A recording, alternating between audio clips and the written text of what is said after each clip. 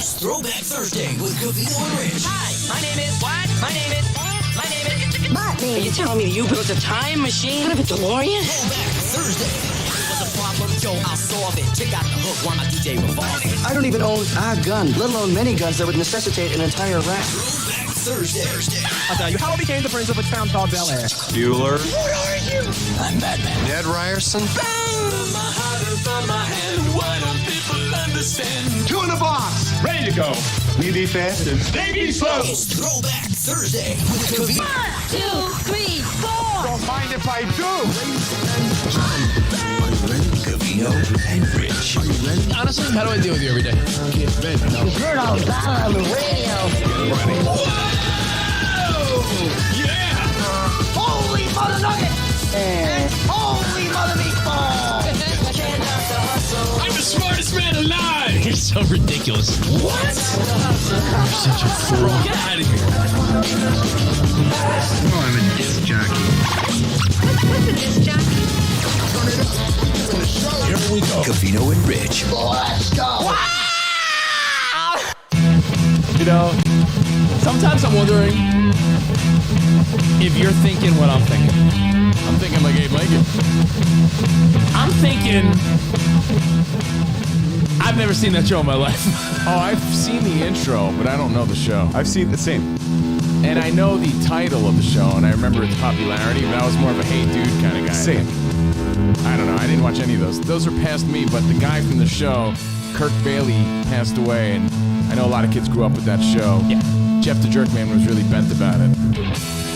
So the older guy, the older fellow playing the piano. Ah, yes. 59 years old with lung cancer. Throwback stinks. Thursday. We have some throwback conversations, some obvious observations, and Rich has some masturbations. Oh, rock out. Woo! My butt. All right. Eat your butt. I have tasty creations. On a Throwback Thursday, before we reminisce about Nickelodeon, can I tell you a story? Remember I told you about that show, Yeah, can we, Adam Eats the 80s? whatever we're going to eat, can we do it now? Because you can't just have food sitting here and smelling in front of me. Yeah, here. Without me But wanting also, to- we warmed it up twice, and I don't want to just keep warming it up. So I'll take a piece and pass take it a on the piece, spot. and I'll explain the story real quick. We have what looks like some sort of breakfast pastry here, but it's really a breakfast pizza, and I'm Can going I to take eat you it? back in time. No, you shove it up your asshole. Well, do you want me to eat it, or do you want to talk about it first? I'm talking about it. You enjoy it. So it's 1985, right? And Domino's is trying to get ahead of the trends, and the breakfast menus at like McDonald's and every other fast food place is killing it. McDonald's overall income makes up, or 15% of it makes up their, 15% of their income, Their revenue. their revenue, is from their breakfast menu. So can see Domino's that. says, oh shit, let's jump on that train. And for a limited time only, they did 2 breakfast pizzas, right? In 1985 for a limited test run in Michigan and all these other states that they chose at the time, but it's from Michigan. And one of them was a savory pizza, which was liquid egg, bacon and sausage and like butter. See, that to me, when I think breakfast pizza, that's what I think. Well, that's what it is. And then they had a second one, which was a sweet, which is the one that Jordan and I made yesterday behind the velvet rope. So we made it according to the Domino's recipe, according to Adam Eats the 80s. And this one is, cream cheese, streusel, I can't even blueberries. find an image of it. Where did you find the recipe? 1985. Jordan, we just wrote it down from what they did on the show. And we recreated it, taking it back to the 80s, and we did the whole pizza question answer trivia thing yesterday behind the velvet rope. But enjoy. It's fantastic. Forgotten Domino's Pizza 1985 recipe, and check out the little behind the velvet rope we did yesterday. But it was super tasty. Had a lot of fun doing it, and was inspired by Adam Richmond that we discussed yesterday. It's like almost like a cheese Danish base. Yeah. Like that cheesy base. Yeah, they did cheese 2 base. pizzas, and this is the Apple, second one, the sweet one. But it would come, streusel. get this, you know how you do it? You would order the night before. Domino's would give you a wake-up call and then deliver it with coffee and a newspaper. Sometimes there are actually good ideas that just don't work out. They said sounds like a good idea. They said it failed only because they really couldn't time out the delivery with people getting to work on time. So it didn't succeed the way they wanted it to. You need a whole fleet of morning people. But yeah, we made that yesterday. Again, Behind the Velvet Rope on Patreon, and we did a whole question and answer on stupid shit. It was a lot of fun, actually. I hope you guys enjoyed it. So after the show today, catch our Behind the Velvet Rope on Patreon. But it does make you think about all those things that came and went in the 80s. I mean, Throwback Thursday. The number one answer on the board might be Crystal Pepsi, right? I don't know if it's number 90s. one. But no, but I'm saying from our childhood, the number one like hyped up thing that didn't work out has to be Crystal Pepsi. That to me, well, you can say new Coke, but there was so many things that came and went that were actually good, and that's what this show sort of focuses on. The Arch Deluxe. The Arch Deluxe spot was fantastic. I loved the Arch Deluxe. There was another That says so much. McDonald's sandwich that we forgot about. We brought it up not too long ago. The McBLT. Because remember it was the two sides, and to keep the lettuce and tomato from like wilting, and you kept it separate, and then you folded it together and you ate it. The McBLT and Teenage Mutant Ninja Turtle cereal was one of my favorites. I never even watched the show or had the toys, but the cereal was my shit at one point.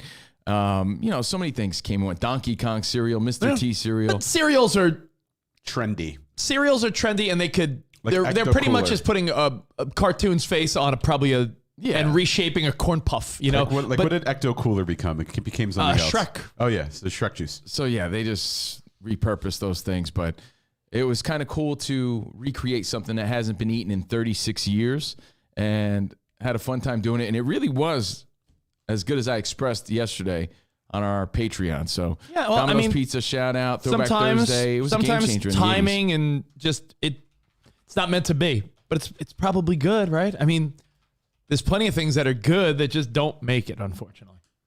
That's Domino's doing the pizza thing in the morning with pastries. Rich, I'll fight you for that last piece. We'll split it. Rock that. No, I want to fight you for it. You want to fight me for it? No, I really want. I want to go to fisticuffs for a piece of breakfast pizza. You want to get a knife? I feel like ripping this in half is a nightmare idea. Ripping. You know what? I don't want to rip it in half and destroy it, because it deserves to keep its shape integrity. All right. You know what it was? That's where you reminding me of, though? I didn't want to rip it. When we did our TV show in New York on SNY, we would do cooking segments. Yeah. Remember we did one with Guy Fieri and some other random people, but I forgot how fun that was. Yeah, I mean, we haven't done that in a long ass time. So when I was doing the step by step with Jordan last night, yesterday on the Patreon, I'm like, yeah, that's kind of fun, because sort of the simple life sort of thing, because I'm so clueless of how to do that stuff. Yeah, I mean, that's probably sort of the charm of the video if you guys want to watch. I mean, Covino's not much of a cook, so check it out. Tier 2 Behind the Velvet Rope. Baking especially is just following instructions. Yeah, baking is... Like cooking can be an art. There was more to it, though, than baking is a science. And you really are just like, when you look at me and I make all these things, you're like, how do you do that? Or I'm sure when you look at Jordan making these things, she's following instructions. That's all you have to do. Spot makes a good point. She still made the streusel and the apple filling, though. Yeah, baking and cooking. Following instructions. Yeah, baking and cooking are two separate things. Cooking takes a little more personal touch. Baking is 100% following directions. Like, it's preheat the oven to 450.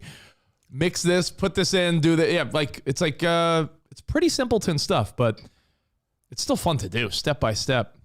Throw back to the 90s. Ooh, baby. I was thinking Patrick Duffy. So anyway, rock this bad boy. Rock the Casbah. Throwback Thursday. Shout out to the Clash. Speaking of a guy that loves Taco Bell so much over the years, I've never had their breakfast yet. I see some older dude shows up at the softball field every Saturday with like some type of breakfast taco from Taco Bell. I've never had Taco Bell breakfast, dude. Yeah, I was dropping stats on this Behind the Velvet Rope that I couldn't believe. One of them that stood out to me was, guess how many Americans think that pizza is a sufficient breakfast? Like, they consider pizza a breakfast. Like cheese pizza? Like, it's just pizza. If it were the 80s, it hits all the food groups. Well, guess how many? The 4 food groups. Guess what percentage of Americans eat pizza, especially if you get a vegetable pizza, or like it's some sort of. You're not answering the question. I'm gonna say it's gonna be abnormally high, and it's gonna gross us out that most people think pizza's okay. Yeah. More than 50%. No, it's 36. Okay. 36. Okay. But I was like, almost half. Yeah, almost half of Americans think pizza is breakfast. It's a suitable choice. So then there is a market for all this, garbage breakfast food. So the Taco Bell thing doesn't surprise me. I never had it either, I don't think. But then again, I'm like, my first thought is like, McDonald's breakfast was the game changer, though. And as a kid, I used to house the shit out of that. McDonald's breakfast Comes in a styrofoam. Remember, your dad would bring home the styrofoam thing with the pancakes in it and little syrup squares. Well, as far as McDonald's goes, every week it became part of my weekly life where I probably wasn't a McDonald's guy for 20 years of my life. I ate fast food and, pizza and different shit, but I was never a McDonald's guy. Like, when you're living in Hoboken or New York City or anywhere like that, where was there even a McDonald's? Think about that spot. Usually in the ghetto. No, but like when I lived in Hoboken, Jersey City, New York City, like you know where there was one? By the Holland Tunnel. Yeah, there's no McDonald's just around. So Across from the I Holland didn't go to Tunnel McDonald's motor for years, but every Saturday morning I go pick up Ben and Emmy hotcakes because it's $3 and they love it and it's easy and it's down the block. And I'm like, you want hotcakes? You want pancakes? Do it. Game changer. And pancakes for the kids. Inspired all these other fast food places to push out their own breakfast menu and try different things like the breakfast pizza at Domino's and all that shit. But again, came and went. But I got to give a shout out to the McGriddle, even though that's not a part of our childhood. That shit is the shiz bam snip snap sack. The shiz bam snappy, love it. Till this day, if I go by McDonald's, I got to get that hash brown and that McGriddle. McGriddle? That shit is insane. Hotcakes is good. But the hotcakes takes me back to my Hotcakes is a childhood. good stripper name. I Yeah. think that's going to be my stripper name. Hotcakes. Here's Hotcakes. finish the last one. Or Rich, finish the last one. We want to cut it in half, but you can't really rip it. All right. Well, thank you guys for playing Rip along. it, and then I'll take the smaller piece. I don't think it's rippable. I'm not trying to be boring here, but I'm saying, fine, I'll try to rip. I just think it's like, There was look at it. Not that. Okay. again, there was two Atta versions boy. of the Domino's breakfast pizza, and I went over all sorts of pizza facts yesterday. Easier than I thought. Enjoy. Thank you for being here. Throwback Thursday. I know. On a Throwback Thursday, we've talked a lot about Domino's Pizza in the past, but do you know who the league leader is before we move on? Who? Take a guess. League leader or what? Pizza. Wait, what was the question? I know the answer because I watched on the Food Network. I think it's still Pizza Hut, right? Pizza Hut. Somehow, it hasn't been in my life since my family sat down at one in the 90s. Yeah, it's still My kills it. mother-in-law, Cindy, in Texas, you know how when you don't want good pizza? See, there's 3 layers of pizza, then we'll move off this. And by the way, Hotcakes is a great stripper's name. The more I think about it, Spot. Hotcakes. Coming up to the stage. Hotcakes. And it's just some That's girl, my and she's like... No, she hands "Cake, out syrup cake." to everybody. Oh, no. Hotcakes, her gimmick at a bachelor party, she puts her cheeks out and starts like gyrating them. And then the groom pours syrup And then the best on the cheeks. And then the best man puts whipped cream on it. And then Adam Richmond eats it. Adam Richmond eats the 80s. Could I eat And it? then, Adam Richmond just appears out of thin air and And starts eating. Spot's brother eats it. Or was that only at your bachelor party where he was inappropriate? Is out of hand. Hotcakes. Are we going to see her in Vegas at Spearmint Rhino? Maybe. Or Sapphire? If you think there isn't a stripper named Hotcakes, you're out of your mind. Yeah, right? Hotcakes. Somebody thought about that years ago. Hotcakes could also be the club name. I agree, Andrew. That's And there's probably one, I promise you. Hotcakes. I don't even know where I was going now. So yeah, we were talking Pizza about Hut Pizza was the Hut. number one. You were saying that 2 Oh, levels. yeah. Like there's 3 layers of 3 pizza. layers. 3 layers of pizza. What? 4, actually. Because you're going to want to say there's New York City, Connecticut style, like good circle pizza. You cut it in 8 slices. They're triangles. You eat it. And there's variations, Sicilian, grandma, stuff like that. But that's New York / Connecticut East Coast pizza. Then you got the deep dish Chicago style. You mean pizza casserole? Pizza casserole, a Spot. I agree. It's sort of a pizza casserole, just a lot of dough and sauce and goodness. Then you got the chains where it's actually pretty good ingredients where you do the personal pizzas, whether it be Blaze or, there's a lot of them. Can you think of another one off the top of your head? Pizza Rev. Pizza Rev. That's its own little world, too. And then you have fast food pizza. Kramer was Domino's, right. Little Caesars, Papa John's, and Pizza Hut. If we were to go that angle, I know Spot's a Papa John's guy. You and I debate Papa John's or Domino's. Sarah's mom is the person that's like, Pizza Hut, Rich, and every one of Sarah's friends. I'll go to someone's house and they have a kid's birthday party. Well, the number one still Pizza for a reason. Hut. So. I think Pizza Hut just may never have infiltrated where you've lived, maybe. And if you're just listening again, and it was a breakfast sort of dessert pizza, the sweet pizza that Domino's did in 85. And it was just pizza crust, cream cheese, streusel, apple filling, and blueberry. You know what? Someone brought up a good point. Enjoy. Arshmaj Frey hit us up on the in-show chat and said, Rich, add a 5th category. All right, category 1, East Coast. Category 2, deep dish. Category 3, fast food chain. Category 4, those Pizza Rev, Blaze type of places. And category 5? Can you stop calling them categories? Because it makes me think of hurricanes. I'm sorry. Yeah, group 5, frozen pizzas from the supermarket. Like Elio's back in the day, East Coast style. Tombstone, Elio's, Tombstone. There's a California lot of- Pizza Kitchen has some pretty decent frozen pizzas. There are some decent frozen pizzas. That's There are. That's a whole another You could go. other pizza. California Pizza Kitchen is a pizza restaurant. I know, yeah. You could go through the whole gamut of even just frozen pizzas. I tried the From Portnoy. I Elio's, tried the Portnoy garbage. Barstool pizza. It's pretty decent. Elio's, Red Baron, all those like. Oh, you know, my dad used to get Mama one. Celeste. I think my dad will say, I don't know, Richie. I feel like my dad used to get those 99-cent personal Celeste. Mama Celeste. Is it Mama Celeste or 99-cent fucking frozen pizzas? Well, So- there's your Throwback Thursday. Oh, When was the last time you ate at a Pizza Hut? Years. 97 Years. with the red roof and the salad bar. Fun fact. So for my sister-in-law's wedding, the night before, I guess the rehearsal dinner. White trash. I'm sorry, what? It was just hold on. It was that's sweet. I'm joking. My wife's sister. I'm joking. We were gonna go to a pizza place, and it was like this fancy. Where was the wedding? Friendlies? No, it was in Albany.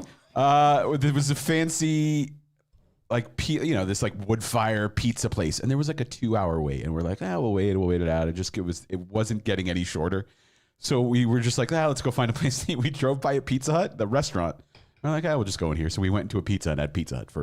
You know what? night Who's the before the judge? I had and it was fantastic. I had 7-Eleven sandwiches for Christmas dinner once because my mom's stove broke. So listen, we all have our moments. I haven't had Pizza Hut in years, Spotty. In a long But time. sitting in I haven't seen a Pizza Hut restaurant in years. And if you go to a little kid birthday party here in California and probably most places, they give you the Costco pizza. So I'm sure Pizza Hut is missing out on some of that fun. I don't go. You have to go to Pizza Hut for the most part. Well, no, I know they deliver. They do but takeout and all that, but I agree. I don't Pizza Hut, in ever my get it. mind, is it's like a sit-down shit. place. You know what, Spot? I did get Pizza Hut recently, and who gives a diddly fuck? but I get it. But it was the day, it was a holiday, and you guys made fun of me. Remember I said I had pizza with Melody, and you were all closed? Oh yeah, What was it? Christmas. It was Christmas. Did I have? No, Christmas it was another Day. time. Thanksgiving. Anyway. Yeah, Thanksgiving. Pizza No, it Hut. was another time. It was another time. Anyway, Pizza Hut somehow is still the number one. We threw it back. Shout out to Adam Richmond. He eats the 80s. Who did I say Behind the this? Velvet Rope. Who did I say this to the other day? Who is over this house? Is it? Oh, my dad. We were trying to decide: is pizza the number one answer on the board? If you surveyed 300 million Americans, I know there's lactose people, but then again, if you say a cheeseburger, there's a lot of vegetarians. What is the most universally accepted food? Is pizza the number one answer on the board? Yeah. What percentage of Americans do you think eats pizza at least once a month? That's a good question. Do you know the answer? Yeah. Oh, 71. No. 62. No. 80? 93%. I believe it. What? That's what's nuts about pizza. We just filled our quota. Yeah, at least once a month. 93% of Americans have pizza. Again, I drop all these fun facts. I did a lot of research, so please watch it Behind the Velvet Rope after the show. I love We took it back to 85. And then after that, I had some fun with Jordan. I watched Pam and Tommy. It wasn't the finale, but it was good.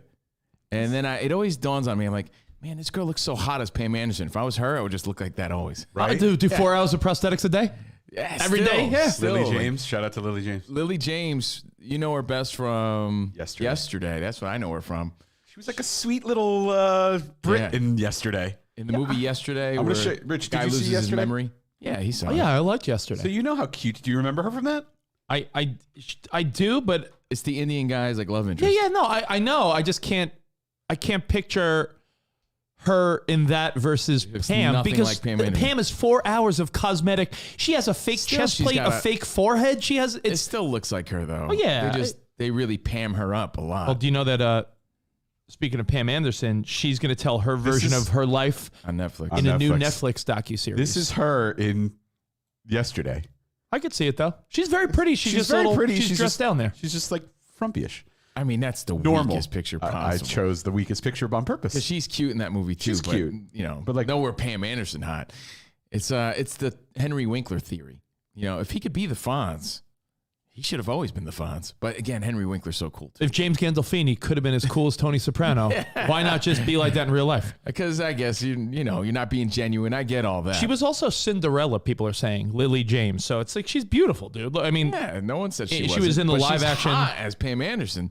So Pam and Tommy still good. Is it? I hear a lot of people saying they dropped off a little bit. Did it drop off or no? You still? No, I like it a lot. Except yesterday's episode was on the weaker side.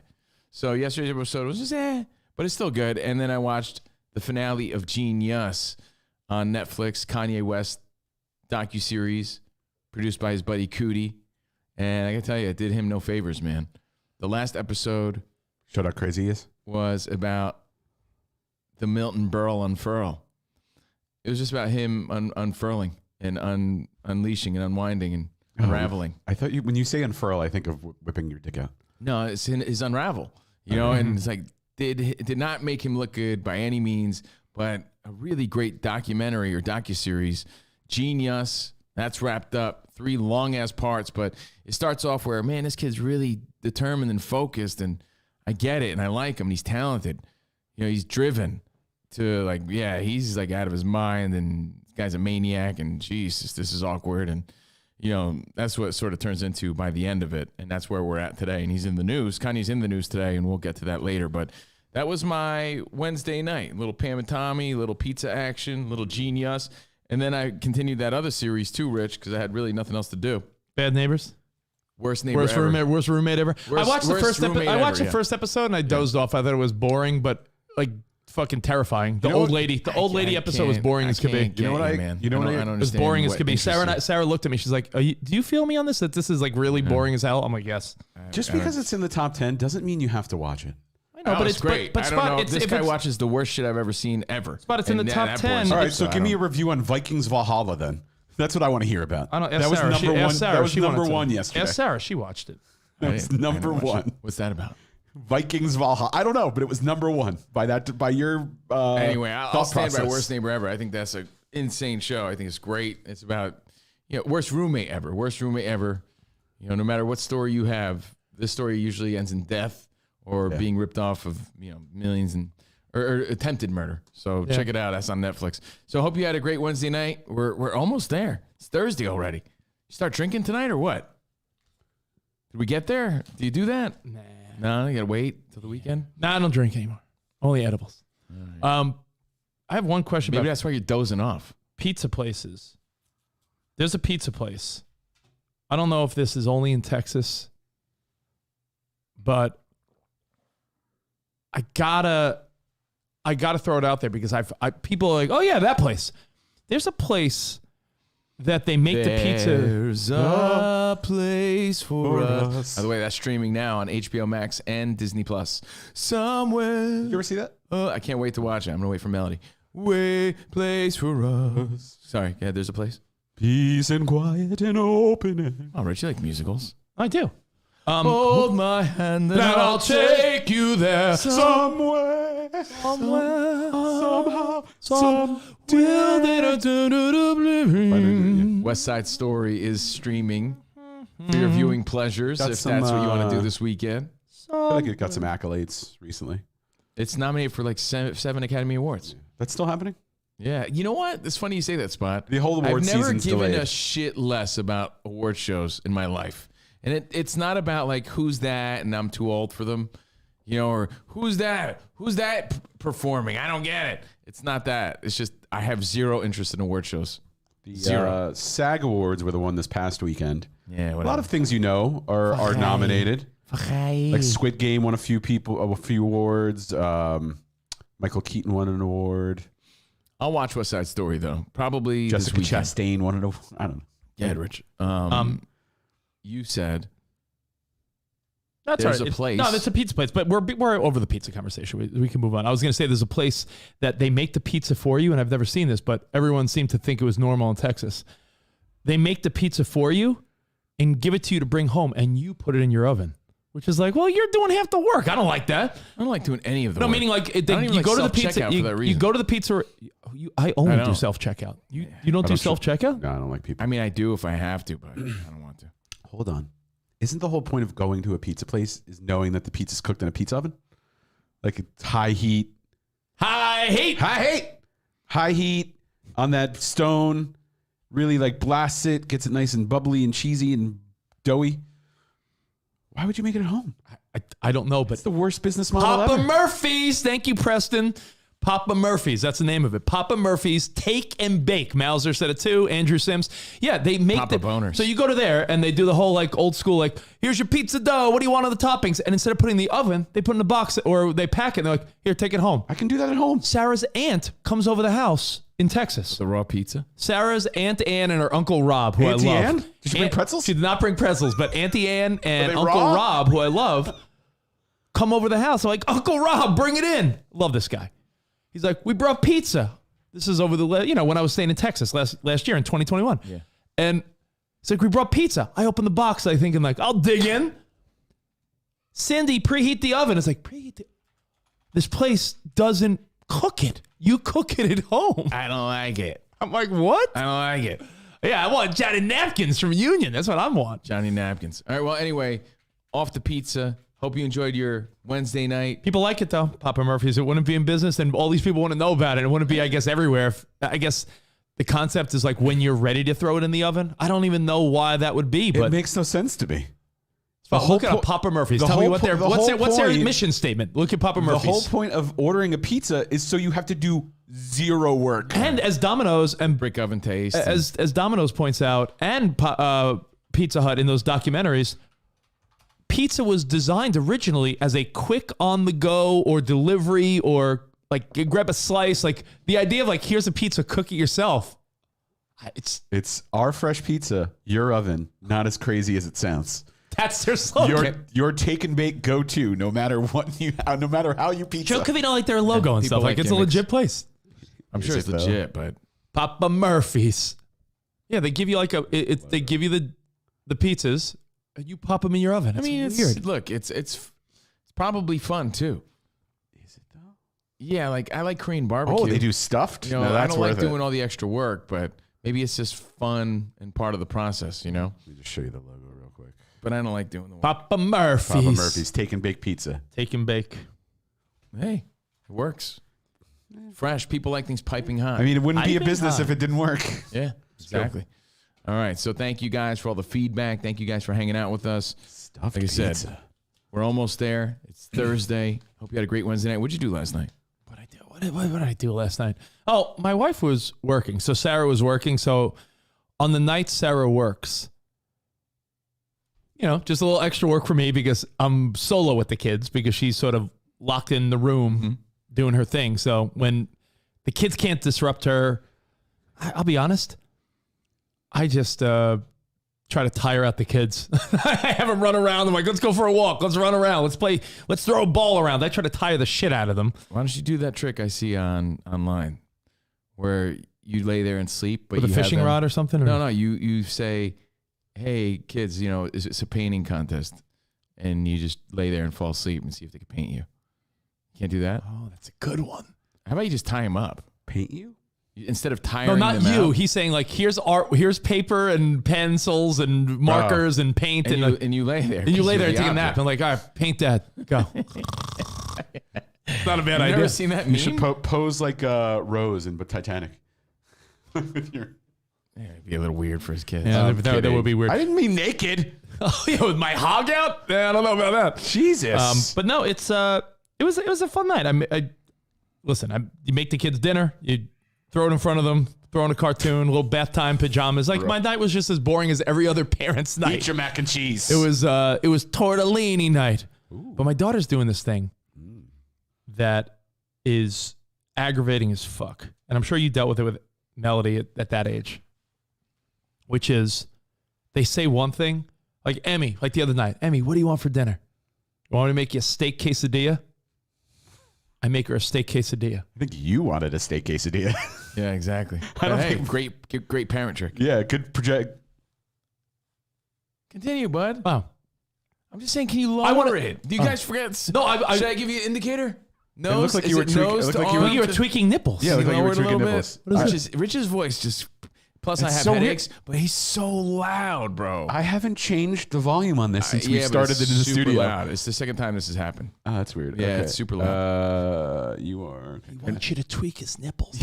This isn't the universal sign for tweak my nipples I in the mean, middle of the I show. thought it was. To me, it looks like a nipple. No, it's remember in Raiders of the Lost Ark, the guy when Indiana Jones is about to steal the If you did this, do this. This is the sign for turning down. turn your- it down, bro. No, the Turn it sign down for a that. little What is bit. that? Please, or else because I got a major headache. Hey, Spot, hold on. Oh, are you Nancy Pelosi? Do the weird fucking Nancy Pelosi thing. What the fuck was that? Fuck that bitch. She's like a little. I know, I saw it. I didn't watch it. She's like a though. little creepy No, fly. I didn't watch much of it I saw either. the But highlights, though. What was that? Was that her? Is that an alternative to clapping? She I did knew some that- weird like rubbing her. She looked like a fly. I knew that wasn't a. I knew that was her on Mike Pence's head. That was weird. Good one. She shrank herself down and tried to ruin his career. Covino, continue your story. Well, I was trying not to be distracting, and he stops. It had nothing to do with my Anyway, nipples. is the volume okay now? I don't know. Ask Colin Cowherd. I don't know. Ask Mark Goodman. Is it better now? Just tell me. Rich, talk. La la la la la la la la. A little lower. Sorry, man. I can't continue on. that No, a better? little higher now. You're like Jay-Z. Turn it up on my headphones. Check. Check. A little higher. No, you were Andrew. Okay, Andrew high. thought There you we were go. telling Spot to steal third base. That's not true. Yeah. No? Sorry. Okay. Yeah. Sorry. Nose to arm is steal third base. I went nose to ear. Tune in Tokyo. All right, kid. I mean, you could have continued on. I'm sorry. Gotta rub my hands together like Nancy Pelosi for the rest of the show now. Did not mean to stop the whole production. Oh, so It's fine. Who cares? My kid's doing this do. thing where I'll be like, Emmy, what do you want? And then I'm very specific. Like, what? Like, are you sure? Like, show me as I'm preparing it because I don't need you being like, Dad, I didn't want sauce on it. So I'm like, show me what you want. Yeah. And then once I make it, she's like, that's not what I wanted. And I'm like, I want to get furious. The other night, Kids become very particular. she's such a good, happy kid that I never want to get mad or yell. The other night, Sarah thought I was a lunatic because Emmy pulled this move where you want a quesadilla? We got extra steak too. You want me to make a steak quesadilla? I love that, Dad. With guacamole? Yes, baby girl, with guacamole. So I get the frying pan, get my tortillas, get my cheese, get my steak. I'm like, Emmy, you're in for a treat. Chopping the steak with my new knives. I'm so proud of you. I hand her over 4 little Got those triangles. wolf knives? Well, yeah, I got wolf knives, yeah. Those are dope. No, you got tiger knives. Her 4 That's his new little business. triangles of steak quesadilla. Scoop of guacamole. I don't want this. I wanted steak. You said steak quesadilla, baby girl. She stopped I listening. don't want when it. you I said- just want steak. And she started. That doesn't really end for a while, to be honest. Sarah thought I was a deal with that. Sarah thought I was a psychopath. You ripped open the quesadilla, took the steak off, and threw it on a plate. That's what I would have done. No. Spot, you think you're going to do these things, right? Yeah. You think you're going to do these things, but you have to just take a deep breath. Because Yeah, but even Emmy, more awkward, bro, and I'm not trying to one-up you or steal your I got story, you. but you and Sarah are too kind. No. You're both her parents. Yeah. You know how awkward and embarrassing it is when, like, you know, I'm dealing with that sort of by myself. And Jordan's looking just, on like watching, like shaking her, like, look at him giving in to her, and you know, it's awkward. It's more awkward. No matter how understanding the other person could be. Oh yeah, like it's the soup thing where Melody didn't want to eat it because you put it in the microwave. I can only imagine Jordan sitting back like. So imagine something simple like that with another like bystander just being like, "Yeah, make her eat that." Yo, bro, Sarah thought I was a psycho because earlier in the day, you know how I go to the supermarket all the time and you guys make fun of me, but I like it. Emmy and I go a couple times a week just to get little things we need. I bought her a cupcake. Costco. And no joke, I was about to smash her cupcake. And Sarah's like, "Are you a psychopath?" I would do it. I wanted to go in Every once in a while, you I need wanted to do I something wanted to go like in the that for pantry, and effect. all I kept thinking was, well, you know what? Covino's a great guy, and Big Steve broke his guitar. It's gonna be all right. I was like, all right, Emmy, I had extra steak, so I accommodated. I cut up the extra steak I had that I was actually gonna give to Piper. I was like, all right, I'll cut up a little steak. I'll put it in the frying pan just to heat it up a little bit. Here you go. Here's your steak. I ate her quesadilla. I split it with Sarah, and I was like, fine. But I wanted to. My instincts, I was like, what are you doing? I'm like, I was going to take her cupcake out of the fucking pantry and be like, you know your rainbow cupcake? Well, guess what? Ah! And I wanted to smash it. And Sarah's like, you're a lunatic. No, you're not a lunatic. To feel that way?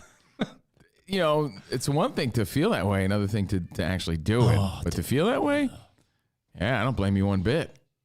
I was like, I debate those things all the time because it's like, well, what are the consequences? I mean, Sarah's like, listen. Like for me, there always has to be consequence. And then I end up like messing myself up, you know, like, oh, then we're not going to go to the mall. Stony Homie has the best observation. Eventually, I'm going to have to go to the mall anyway. Stony Homie's best observation is, so you're saying Piper got gypped? Yeah, Piper, who was going to get the extra steak, got gypped. Yes, my dog got gypped. I wonder if she hates you. But yeah, man, it's you know, in the dad life and mom life we're all living, those moments are infuriating. Sarah, come here 1 second. I was just saying how you thought I was a psycho because I wanted to smash Emmy's cupcake. Oh my God. Look, I get it. We all want to smash cupcakes in our children's faces because they piss us the fuck off sometimes. Yep. But I am very proud that you were not pushed over the edge. But doesn't that teach her a lesson she needs once in a while?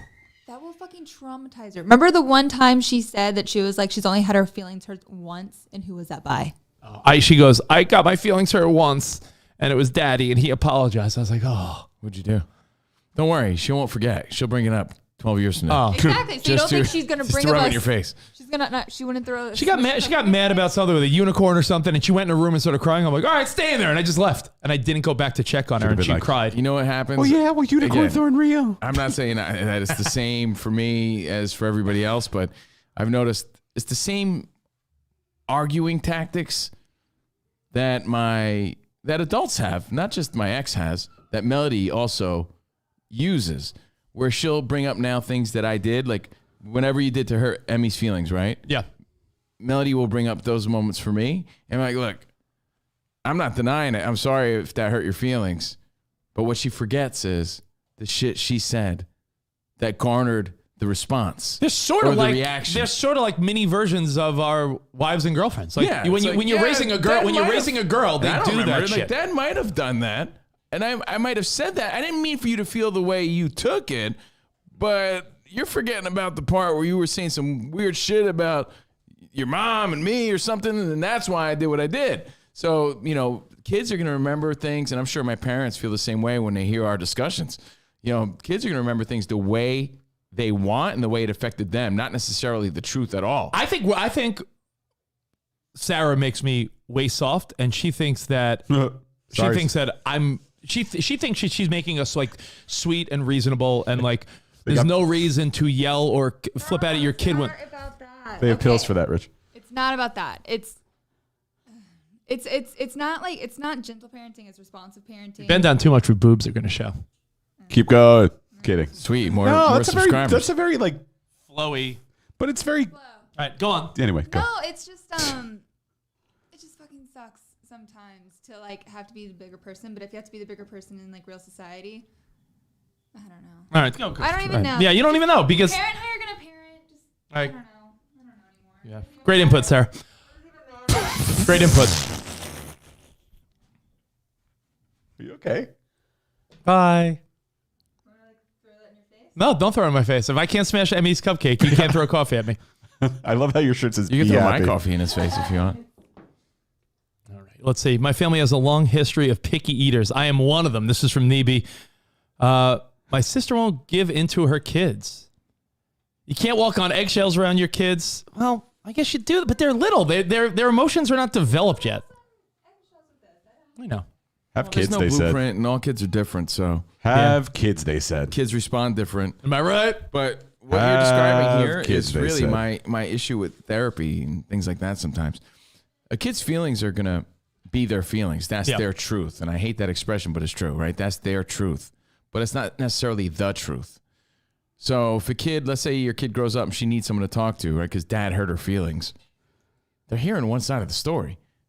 what always bothers me about things like that. Like therapy will be like therapy, like your ex-wife, or I went to therapy with one of my ex-girlfriends, and in like a last ditch effort to make it work. And she's like, he does this, and that. I'm like, well, let's also assess what drove me to do such thing you said I did. Right. Like, yeah, Dad smushed a cupcake because you said that my cooking's terrible, and why can't I cook like Mom? And mom's food's the best, and you hate being here, and you wish you could be with Mom.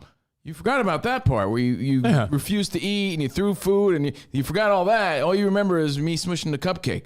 So she tells the therapist, and I'm making all this up. Yeah. So she tells the therapist, and then he smushed a cupcake and it hurt my feelings. And the therapist's like, well, you shouldn't.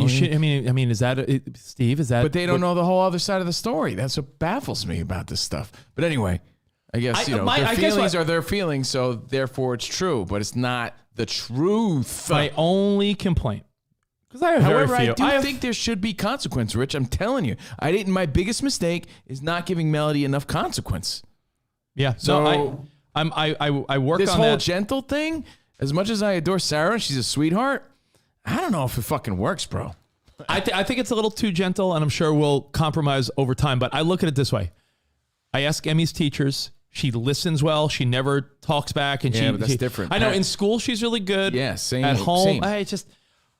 She didn't open the door for me this morning. I'm a little offended. You know what? I'm going to punish her for that. You should smash the cupcake. Spot was here, and Sarah goes, Emmy, can you go open the door for Uncle Spot? And she goes, no.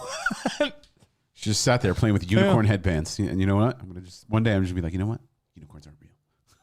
Destroy our dreams. Unicorns aren't real. I always tell Sarah, I said, they're just horses with stapled on horns. You like that? You like that? You like hurting horses? What do you know? Kid? What do you know? I mean, you used to call them uncorns like a year ago. Yeah. Well, she did call them uncorns. You thought they were uncorns. God, she's so sweet. I love her.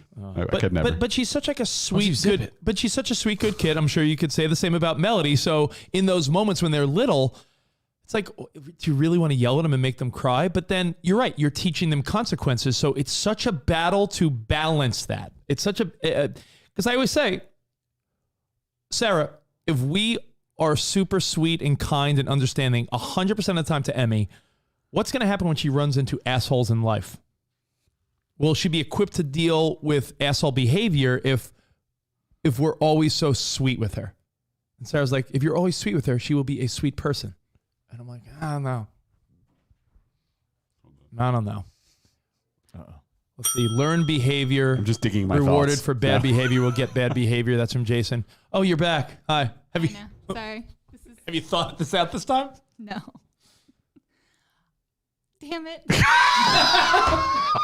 the fuck is wrong Sarah, with you? have a seat, and we'll call you when you're ready.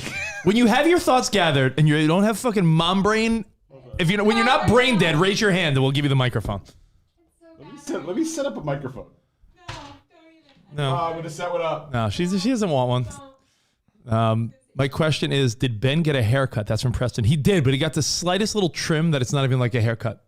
It's cute, though. I think I'm going to steal him and shave his head. Should have gave him the Dominican cut, though.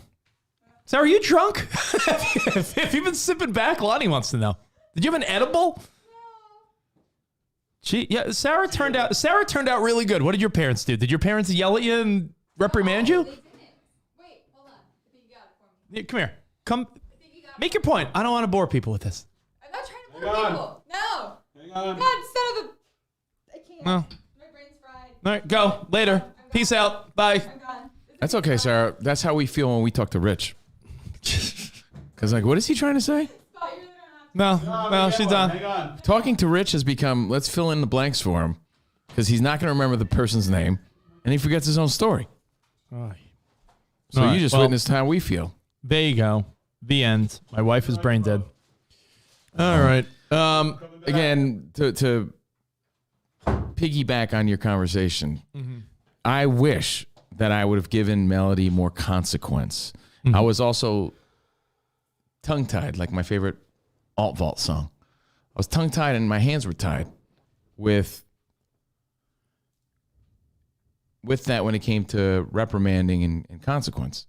I was in a co-parenting scenario where I really couldn't do anything. If I were you, kindness goes a long way, but a stern approach. Hey, now. I think you have. I think would be beneficial. You know what I think you need to do, Cove? I think you need to also pick and choose your discipline moments wisely. Yeah. Meaning, you got to know when they're understanding. Like, for instance, beneficial. The moms and dads understand that when your kid's overtired and it's 9, 10 o'clock at night and your kid's freaking out because they're overtired and having a meltdown, that's not the time to yell and reprimand them because they don't even know what's going on. They're overtired. They're freaking out. So when your kid has a late night meltdown, I feel like that's the worst time to yell at them. I feel like if you need to reprimand them about something they did wrong, it needs to be when they're totally aware, like middle of the day or dinner time. Like, I don't think when they're having like their bedtime meltdowns and they don't even know what's going on, that's a bad time. That's a kid being you can't reprimand a tired that kid. Yeah, I'm with you on that. Yeah. Well, hey, nobody said it was easy. You want to hear from Sarah? It's good entertainment. According to who? Gee, she's brain dead, Kyle. All right. Yeah, but that's when it's fun because you never know what they're going to say. Yeah. Sarah, what the hell do you want to say? Anyway. There's a lot of things I saw online that I wanted to get to today, if that's cool with you. Throwback Thursday. It's Covino and Rich. I'm one of the only guys holding on to the Throwback Thursday because it's just packages the show nicely. But it's fun to reminisce. Sarah, you can sit by Spot's chair, and if you think of your thought in the next 1 minute. Honestly, I don't want to bore people, but to sum it up, look into the microphone. To sum it up, when I want to yell at the kids and you say, don't yell, why? Okay. One of the things that irritates you the most with Emmy is her immediate and heightened reaction to something, right? Yeah. So but you give her those reasons because it's like when she does something very small and like not like mistakes or accidents, like she accidentally spent milk, like you're very good at handling those. But like if she like reacts, then you immediately react on top. And then and then it just snowballs into a bigger thing. Stop it. You got to give an example. Otherwise it makes no sense to anyone. If Ben takes away her little drawing pad, she immediately will have a meltdown crying. What do you do there? You'd be like, yo, this is not worth crying over. You don't say that because she doesn't know what is actually in that moment. It is worth crying for her. And then once their brains aren't developed to the point where they can reason, they just aren't. And then their brain actually has a chemical reaction where they forget everything, and everything that you tell them in that moment will not matter, doesn't compute, doesn't do anything. And so you just have to calm down the situation. And then once they're calm, then you'd be like, hey, you didn't have to react like that with your brother. And that's whenever you have the conversation. All right. I mean, that's a great approach. You still have the conversation. For anybody in life. You still don't give them what they want. Let's talk when emotions aren't high. That's great advice. Let's talk when emotions aren't high. But if I don't want to bore people with the parenting talk, but let's say it is like that's Emmy's the problem with divorce. Let's say that's it's why they say get a prenup when you guys are starting your relationship because when you try to figure this shit out, when tensions are high, when emotions are high, good luck. Ben lined up all his dinosaurs. One last dumb example, then we'll get into real stuff. Ben lines up all his dinosaurs, much like you probably as a kid. He's very lines them up at 2 years old, like in order, like facing each other. I'm like, oh, he's OCD at 2. Lines them up. What if you looked and they were alphabetized? I'd be like, whoa, yeah. Whoa. I'd be like, yeah. Like I didn't even know he knew the name of those. Emmy goes over, grabs the brontosaurus. I want the brontosaurus. I'm like, Emmy, give that back to Ben. He was playing with him. No, I take it away from her. She starts crying. What do? Do you be like, it's Ben's dinosaur. Stop fucking crying. Go over there. I don't even know what's the proper way to handle that. You're crying because you took your brother's dinosaur. You just take her out of the room, let her calm down, and then you explain to her. All right. It just takes time and patience. And trust me, I don't fucking do it all the time. You're too calm. No, I love you. We're gonna move on to other stuff. No, I love whatever. you. You're good. That's why I love parenting with you. There's calm. Probably a balance there, a compromise. I mean, and guys or you in this case, flip their lid, right? You don't have patience for it. It's not easy being cheesy. I know. Have kids, they said. Now, the thing is, there's no blueprint. And I hate to sound cliche and give you the boring ass fucking answer, but all kids respond differently. You can't raise one kid the way you raise the other. It's like, who said this? Oh, Derek Jeter said this. Something about Mr. Tory. What made Mr. Tory so great, because he calls him Mr. Tory, Mr. Tory, was he didn't fall into the same cliche where you treat all players the same. He's like, no, you don't treat all players the same. Yeah, you can't. You treat all players equally, but you don't treat all players the same. Some people And need Joe a little more Torre knew love. that. Some people need space. Joe Some people Torre knew how to. That's what made a great manager. Hey, this guy doesn't respond to this. He responds to that. This person responds to that and not to this. Same thing with being a parent. Oh. And it's easier said than done. And by the way, by no means am I the Are fucking you saying expert. athletes have a love language? No, but what Joe They Torre do. did, They do, yeah. They respond to things differently, just like kids will. And they could be raised by the same parents, from the same parents, and respond differently to different things. So if you pull the Joe Torre approach, yeah, I love and treat my kids as equals, but I treat them differently. There's nothing wrong with that. I could 'Cause tell you. each kid is going to respond to different things. Based on what you're saying, I 100% agree with Joe Torre your approach. Joe Torre approach to coaching and parenting, where everyone deserves different strategies and attention. Everyone's equal, but everyone deserves a different strategy. I think Sarah will have a major problem because when Ben's a little older, I feel like a boy and a girl need to, like Emmy, I'm a little calmer and sweeter with because she's a sweet little girl. If Ben's a rambunctious little like 10-year-old boy testing his limits, I feel like I'm going to do a little like, get over here. Oh, yeah, I you feel like can, she's going to be like, don't you? You can Yeah, I hang can see him that. upside down by his feet. Yeah, I already feel like I want to you'd slap around a little bit. Yeah. right? But you still can. Yeah. And I sure as hell couldn't. Little boys and little girls, totally different, bro. Totally different. So There's your parenting segment of the month good luck. here on It's not Covino and easy. Rich. Nobody said it was easy. I give that segment a thumbs up. Oh, there you go. Oh, me and Ben. Papa Greg. Oh, thumbs up. Thumbs up, Richie. Papa G. You're doing a good job, Richie. Thumbs up. Oh. I'm exactly 5'10". I think he's shrinking as he gets No older. I think maybe he did. Maybe he did shrink. He probably lost an inch or two. Phil Oh, Jackson. Phil 5'10". Jackson, very much like Joe Torre. People are saying Phil Jackson found a way to coach everyone different. Whether it was when he coached Jordan and Pippen and That's what makes Rodman and a great Shaq and parent. Kobe and all. There's no way you could treat Ben and Emmy the same way. They're not going to respond. They're different people. Have kids, they said.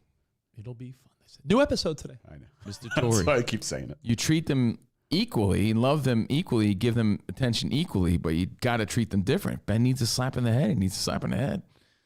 If Emmy needs to be treated gentle, then treat her gentle. Slap him in the head. By the way, can I tell you a little you behind? gotta like a little sting. It has. That's why when I joke about pop him in the mouth. I'm not saying you should go All around right, beating Ben your needs kids, a little pinch in the ass. but a pop in the mouth is equivalent to like for a little negative one of these? reinforcement. It's negative reinforcement. It's like a flick. You need to feel negative reinforcement Can I flick on the a negative kids? activity. Like You know what? My son does something my daughter never did. I conditioning. don't know if Melody did this. Then reward them when they're good. Ben, when he's mad, he flails, and sometimes I'm like, I just want to let you fall. You know, you should have pick up a kid and they go, and they fly backwards. You know what I want to? Sometimes I'm like, fucking let you fall, hit your head, then you'll feel like, oh, why did I flail? Can't let him fall though, but you want to. With Emmy, I'm always like, come here, baby girl. It's different. Boys and girls are different. The end. And let me give you behind the scenes little fun story that you'll be like, is this pussification? Is it just a good idea? Is it woke culture? Is it playing it safe? So Nicole, on this week's episode of Have Kids, They Say, which is out today, I got an email from one of the editors on the Pandora side saying, we just cut a few sentences out of one of your conversations. Oh, And I was like, are you kidding? Wait, with the stuff I've heard you discuss on that show, You guys are raunchy. I can only imagine. on this week's episode, we talk about backdoor teen mom for like 20 minutes. You guys are raunchy. I can only imagine what they You cut guys out. together just bring out the raunch. And- you should call it Have Raunch, they said. Seriously, there's nothing about kids in that show. And that's not even based on, I've never heard it. That's based on the That's- stuff I read about it. That shows is sometimes raunchier than this show. Yeah. Have raunch, they said. There's a little tune-in alert Should for bring you. in, what's her name? Farrah Abraham to... No, the Wong lady. What's her name? Ali Wong. Bring in Ali Wong. Yeah. She'll be a perfect fit. But it wasn't based on sexual content or parenting or anything. It was taken out as a as a precaution because someone could have thought it was a racist statement. I believe that. And I'm like, huh. So Nicole tells a really funny story about how she's on vacation and a big like wooden carved chair tips over and falls on her daughter on vacation. And her daughter's ankle's a little banged up. Like, they're like, oh, jeez, we're on vacation. Did our daughter sprain her ankle or break her ankle? Oh my God, Parker, can you walk? Yeah, but it really hurts. All right, let's ice it. Do you want to go to the hospital? And Nicole's like, I'm in the middle of Mexico. Do you think I want to spend my time in a Mexican hospital? And I don't know if they're going to try to scam me. And then she's like, no, we're not going to the hospital. So Parker went back to school and they're like, how was your vacation? And she told her teacher, oh, I hurt myself, but mom said she would never trust Mexicans at a hospital. And she's like, that's not what I said. So now Nicole thinks her kids' teachers think she's racist, and but that's they cut the that story, out. yeah. They cut it out because they're like, yeah, Nicole, we don't want people to think you're racist. No, it's that's the whole point of that's the whole context. joke. Yes, that's the what whole story. I was like. Yeah, so the whole story was, kids say the darndest things because that's not what she meant. Mom at all. doesn't trust Mexicans. I mean, she doesn't trust Mexican hospitals apparently. But I mean, I thought that's what. That's a little bit. I mean, if you need medical care, you go to a hospital. Yeah, but when the Mexican doctor says it's okay, I wouldn't trust. It's okay. It's okay. It's okay. It's okay. $5,000 or something. What? Yeah, I think it's like $5,000. Why don't you just go to the drugstore and get like a wrap, like a little brace. Just do it. All right. Well, hey, there's your parenting segment. And Kevin, I like talking about this stuff because I always like to hear what's going on with you and Melody because I just know it's possibly a little glimpse into what I'll be dealing with in 8 years. They have 7 years apart, 7 years between them, 5 and 12. She's 12. Yeah, Emmy's gonna be 5 in a month. So going on 14, probably. I'd say. Oh man, girls are a little advanced. Emmy said to me the other day, "Dad, it's the hormones. Dad, you're embarrassing." And I'm like, "Oh, that's the first time of probably 5,000 she'll say that." You're embarrassing. Melody doesn't say that, but I know she probably thinks it. I'll give you a shout out on this week's episode. I told the story about how you trail your daughter after school because it's the only thing you can really do. Like when you're like, oh, when she has her when she's going to Starbucks or boba tea or whatever she's doing with her buddies, that you have to be the dad that's lurking because what the hell else are you supposed to do? Yeah, people are like, who's that guy? Have you said to her, "Hey, listen, Melody, I get it. I know, Dad's not the coolest, but like, just know that whenever you want to spend time with me, I'm here for you." No, Dad is the coolest. Why would I say that? I'm sure you're not as cool as who? Her fucking other friends' parents? Fuck out of here. What's the name I made up recently? As I don't know, August, who she hangs with. What's the point though? I don't get it. Because I feel like so she doesn't have to have that awkward, or you don't have that awkward moment where she's like, "Dad, beat it! You're embarrassing me." Maybe you make just a like signal like Melody. If you're around some kids at school that like you don't want Dad around. Give me a little a wink or tap your ear or something. Almost say to her like, "I get it. I won't be offended if you don't want Dad around. Melody. But I'm always here for you if you want." Melody, Yeah, look at this Dad. Okay. I always tell her like, Dad is never gonna embarrass you. I love how you think you're as cool as her 13-year-old friends. No, but Spot. I think what you're saying to wrap it up, Covino could say, "Yo, Melody, look at this, Dad. I was the coolest kid in school, but I get it, Mom and Dad." You don't want them around all the time. So if you're with your friends or see kids at the mall or something and you want me to dip away into the shadows, just give me a little... I've had those talks. Give me a little ear pull, little Dad. No, Dad also has a strong wherewithal to know, hey, you want to go to Hot Topic and do your thing and I'll meet you there. Or I'll be outside. I'll be at Starbucks 2 stores away. Just I'm not dumb. I get Rich, it. you always used to love to use this example. Even Richie Sambora and Heather Locklear's kid was embarrassed by their parents. I'm like, oh man, your parents when are they cool. came My to visit parents are lame. So it's like, I'm just saying, like, since you understand the way of the world, maybe I was just curious if you preempted it a bit. Yeah, no, I've had those exact conversations. I never put my kid in an embarrassing scenarios. I try to avoid them for her. As we learned this week, Covino, his 12-year-old daughter, feels that she could be the most opened around him because he's created that, that comfortable, By default, though. I don't want any credit for that. It's just like rules don't apply at Dad's house. That's really it. I don't take any credit for that. It's just how it is.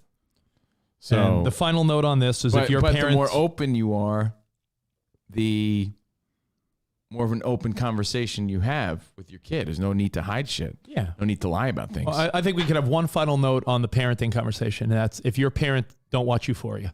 All right. Exactly. That's exactly why I don't have any interest in it whatsoever. None. I'd rather watch trash TV and stupid shit than watch, kids and their like depressing lives. Depressing teens having sex. Yeah, I don't need that. Euphoria. I hear there's lots of penis. And who wants to watch that? Depressing penis and teens doing inappropriate things. Drugs and sex. Euphoria. No thanks. I love that meme. It's like someone standing on the shore of the beach, and it's this giant wave coming towards them. And the person on the shore is me watching Euphoria, and the giant wave is penis. so apparently there's a lot of junk. That's all I know about Euphoria. There's more junk in Euphoria than Pam and Tommy. Coming out of nowhere. All right, good Never dad. seen it. Let's see, good dad's lurk. That's from Lisa. Kyle saying Covino way cooler than all the other dads who probably sell insurance. Yes, but again, you could be the coolest dad or mom in the world, and your kids still want their own space. The end. Agreed. Now, Spot, I sent you a video that this will be a good little palate cleanse. I promise you, Covino's going to disagree with this. I know it. I feel it in my fingers. Hey, Spot, pinch your nipples. I feel it in my toes. I know Covino's going to say, get over. I sent you a TikTok of some girl describing what could be the latest and greatest Mandela effect. Oh, cool. Now, if you don't know what the Mandela effect is. Which one is it? One of my favorites, one of my recent favorites is how everybody thinks in Risky Business, Tom Cruise wears sunglasses. He doesn't. And he doesn't. He doesn't. And Curious George, no tail. He wears he has sunglasses on the cover. Yeah, but not in that but scene not at in all. the famous scene. But everyone, when they reenact that scene, from Alf to whoever did it, real quick, Kirk Cameron. I mean, whoever did it, everybody thought they should wear wears sunglasses. a pair of Ray-Ban sunglasses when they slide across the floor, and he's not rocking that. Spot, I labeled it bucket. It's the second to last one. We have a phone call? Yeah, it's your mom, Steve. Oh. Tent. Hey, what's up? Spot? Yeah, it's you're on the show. You're on the show, Tent. How are you? Hi, Spot. How are you? I'm well. How are you? I'm okay. I just had to butt in because that's why my heart breaks for my poor boy, because he was always the best boy ever. I'm telling you, never had to be reprimanded. He did everything that he was supposed to do. He was a good student. He was disciplined. True. He had a hard work ethic. He was such a great person. And I thought all kids were going to be like him. And then I had Gracie. Oh, my God. Talk about total night and day. And I know all parents feel the same way. All kids are different. She was like crazy compared to him. He would do everything to try to calm her down. And she was like, she'd kick him in the shins and call him names. And he was the nicest person in the world. And who would ever think that she would come to L.A. and help him out during his darkest moments? And it just makes me feel so good. You did something right. By the way, Ted, that must be my ideal child. That must be He an was interesting. exemplary. My boy, I love him. Exemplary. That must be an interesting perspective from the parent side of things when your kids grow up and you watch your kids still bonding, like you and Grace living out here in LA, like you and Tommy. Grace, you know, you she's giving right, man. I would try to I was a very organized kid. Like I was very I was kind of like dorky in that way. Like I was like a little bit of a Jonathan Bauer kind of, but I liked sports. And then you found girls. And girls. You know what I mean? Like, but I was very particular and very had my things all organized and very, I think, kept my priorities straight. Hormones right, probably ruined your life. What? Hormones probably ruined your life. A little bit, but I always liked girls, though. I remember being in kindergarten and being like, I like that girl. Is it true, though, according to Rolando, the firstborn in any Hispanic family cannot do wrong, according to mom? Probably. Like you like the golden child? But I tried to be the big brother in the sense of yeah, but here, Grace, here's what you do. you put these, you organize these in like my sister Grace is like, yeah, fuck your corny organization rules. Here's your, she's kicking your He-Man everywhere. And you're like, whoa! Yeah, like didn't give a shit about like what I felt was important or the way my parents taught me. Like, here, I bought you a CD rack for your CDs. Yeah, thanks, big brother. I don't give a fuck. You know, her shit would be everywhere. I didn't like, you know, she just was a different person. And fast forward, yeah, she's the one who's, you know, around the most and who's been there for me. So it's crazy how things turn out. We're also closest in age too, though. But I guess it backs up the previous conversation. Kids are just different. Yeah, so you know what? Treat them different. It sounds like can't treat them the same. Sounds like not a pipe dream, but it seems like you. Every parent. That's about thinking you and your siblings. Do you think plumbers have pipe dreams? Oh, terrible! But they're the league leaders. The league leaders in pipe dreams. Plumbers. Copper. On a side note, wasn't that like a point of contention with one of your exes or something? Like, just you used the word pipe dreams and it was brought up 100 times. Never ever let me live it down. I said it once. Talk about your pipe dreams. Never we got bills to pay. We're going New York, LA. I supported every fucking stupid Ralph Cramden idea. You had a boy band living in your house. I supported everything and was her biggest cheerleader on every venture she, you know, dove headfirst into. Supported it emotionally and financially. One time. And the one time I said, look. Oh, and you want to know, like, probably what was said before? Like, I'm not making enough money. Or you're not supportive. I'm not. Yeah, I'm sure something was said my way about not coming through enough. Yeah. And, you know, not like I'm Norman Rockefeller or something. Like, what do you mean I'm not? What do you mean? I'm making good money. Yeah. Well, look, I can't do everything and support your pipe dreams. Oh, I never heard the end of that shit. Ever. What? No matter what I did, ever, it didn't matter. The fact that I said that one time.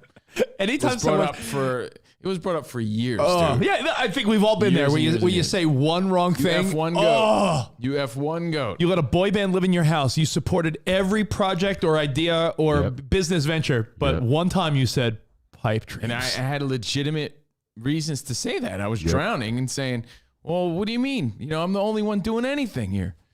You know, so. Did you say pipe dreams? That was it. Yeah, just Spot, you know what I think of now? Probably just looking for a nugget to hold on to. Anytime someone says anything controversial now, the John Mulaney SNL bit where they're all sitting around talking about COVID. Oh, that was great. So good. This week's episode, I never watch, and I happened to turn on Hulu, and the main page was John Mulaney SNL, and I said, let me watch the monologue. I skimmed through it. He's so funny, dude. We never mention him enough. John I know Mulaney? He dipped away. He had, his rehab thing. He has a baby with Olivia Munn now. John Mulaney, we don't bring him up enough when it comes to top 10 comics in the game right now. I like John Mulaney. He's fantastic. Well, I think because his little dip away, so he wasn't on the forefront. But yeah, he had a great monologue, a few great bits throughout the show. Yeah. So just watch the clips. Like that's one of them was like 4 couples sitting around talking about COVID. And they're like, how anytime someone first night out. Anytime it was like their first night out, and anytime someone in the group said something somewhat controversial, they didn't want to fight because they were just trying to have a good time. But anytime someone's like, well, when it comes to masks, like Kenan Thompson would be like, oh no. Like everyone would always say, oh no, where are you going? Oh no. It was, you got to watch it. Way funnier than me. Yeah, I can't play it because of that. Yeah, it'll get you cut off. All right. There you go. Thanks, Mom. I was a great kid. Now, it's everyone else that bothers me. Before you pull up the clip I sent you, can you give the exact definition of the Mandela effect, just so the bozos that don't know what we're talking about could play along at home? Well, the Mandela effect is a mental sort of game you play with yourself, phenomenon based on the fact that there is a subset of people that believe that Nelson Mandela was it that he died in prison in like the 80s. Yeah. Meanwhile, he died a free man in like the 20 teens. And everyone's like, no. I'm pretty sure. People are convinced. No, I saw his funeral. I saw his service. Nelson Mandela died in the 80s. And there's a whole world of people that believe this to the effect that they came up with a term for it, the Mandela effect. When you believe something happened and you're so sure of it, yet it never actually happened. Curious George never had a tail. The Fruit of the Loom logo does not have a harvest, like a basket. Don't you picture fruit with like a little basket? Like a best one is cornucopia that basket? None of that. Sinbad was never a genie in a movie, but we all think he was. Sinbad, never a genie. What are other examples? Sinbad the comedian. Other examples of the Not the Mandela sailor. effect spot that come up Let me get the good ones. when you Google Mandela effect, because there's a new one that was floating around TikTok, and I'm like, yo, there's no way. And then I looked it up. I'm like, yo, maybe she's right, and I feel like Covino's gonna fight it to the death. Because he's gonna be like, I know that shit long before. Here we go. Yeah, Curious George. Curious tail. George never had a tail. Nelson Mandela's death. That's the obvious one. Jiff and Jiffy. It's not Jiffy. It's Jiff. Looney Tunes with the OO and the UNES. Yeah. The Berenstein and Berenstain Bears. Yeah, it's the Berenstain Bears. Right. Sex and the City and Sex in the City. It was never Sex in the City. Sex and the City. Febreze. Is it the spelling, I guess? Oh, yeah. People think it's two E's. Oscar Mayer. Give me like one more. Skechers. Fruit Fruit Loops is actually fruit with OOT, right? Yeah. The Monopoly guy and his monocle. What's that? Wait. He doesn't have a monocle? The Monopoly guy doesn't have a monocle. I thought he did have a monocle. Mr. Peanut does. I thought he did. Kit Kat with a dash. Fruit of Gloom. Yeah, go back to the Fruit of the Loom one, because this one got my head. There's no cornucopia like, what do you call it? Like a little basket. It's just fruit. Right. People thought that there was a corner. Yeah, you know what? That's so funny. Cheez-Its and Cheez-It. I don't know. Mona Lisa smile. People think C-3PO had a silver leg. Or does he? The Flintstones with two T's. Wait, is it the Flintstones or Flintstones? Flintstones. I don't know what that means. Oh, life is like a box of chocolates. It was actually life was like a box of chocolates. All right, well, there's things we remember, and I want you to play the new one. It's just how we fill in the blanks and memorize things wrong. Yeah, our memory fails us. With like Mandela Luke, effects. I am your father was never said. Never say that line. Yeah. All right, ready? There's a girl discussing one that Covino's gonna. I can promise you, Covino's gonna disagree. Hit it. You guys have heard of the most recent Mandela effect, but I've been questioning everything for the last 24 hours. Yesterday morning, before my coffee, my asshole boyfriend comes up to me and says, hey, if you had to guess, when do you think the term bucket list came into existence? I don't fucking know, like the 40s? He's all smug. He's like, what if I told you the term didn't exist before the movie The Bucket List came out in 2007? I was like, well, I'm not an idiot, so I'd say you're dumb and that's wrong.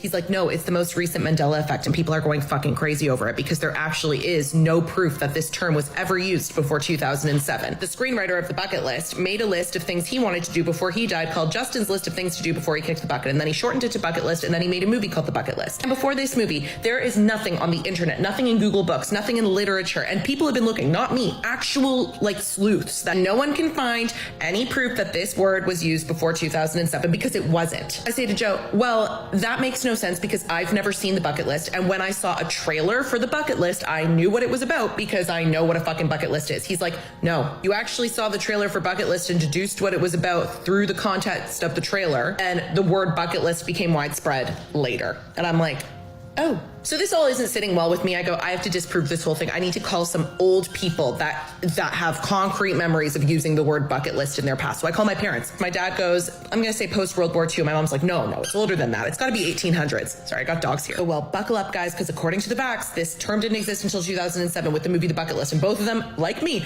I've never even seen The Bucket List. And I'm like, I know, that doesn't matter. It's the Mandela effect. I was like, I don't know what that is. You obviously fell for an internet prank. And I was like, Mom, the Mandela effect is when like a mass amount of people for some reason thought Nelson Mandela died in 1980s in prison, but he actually died in 2013. And she's like, what are you talking about? He did die in the 80s in prison. And I'm like, ugh. I was like, Mom, you're gonna want to sit down.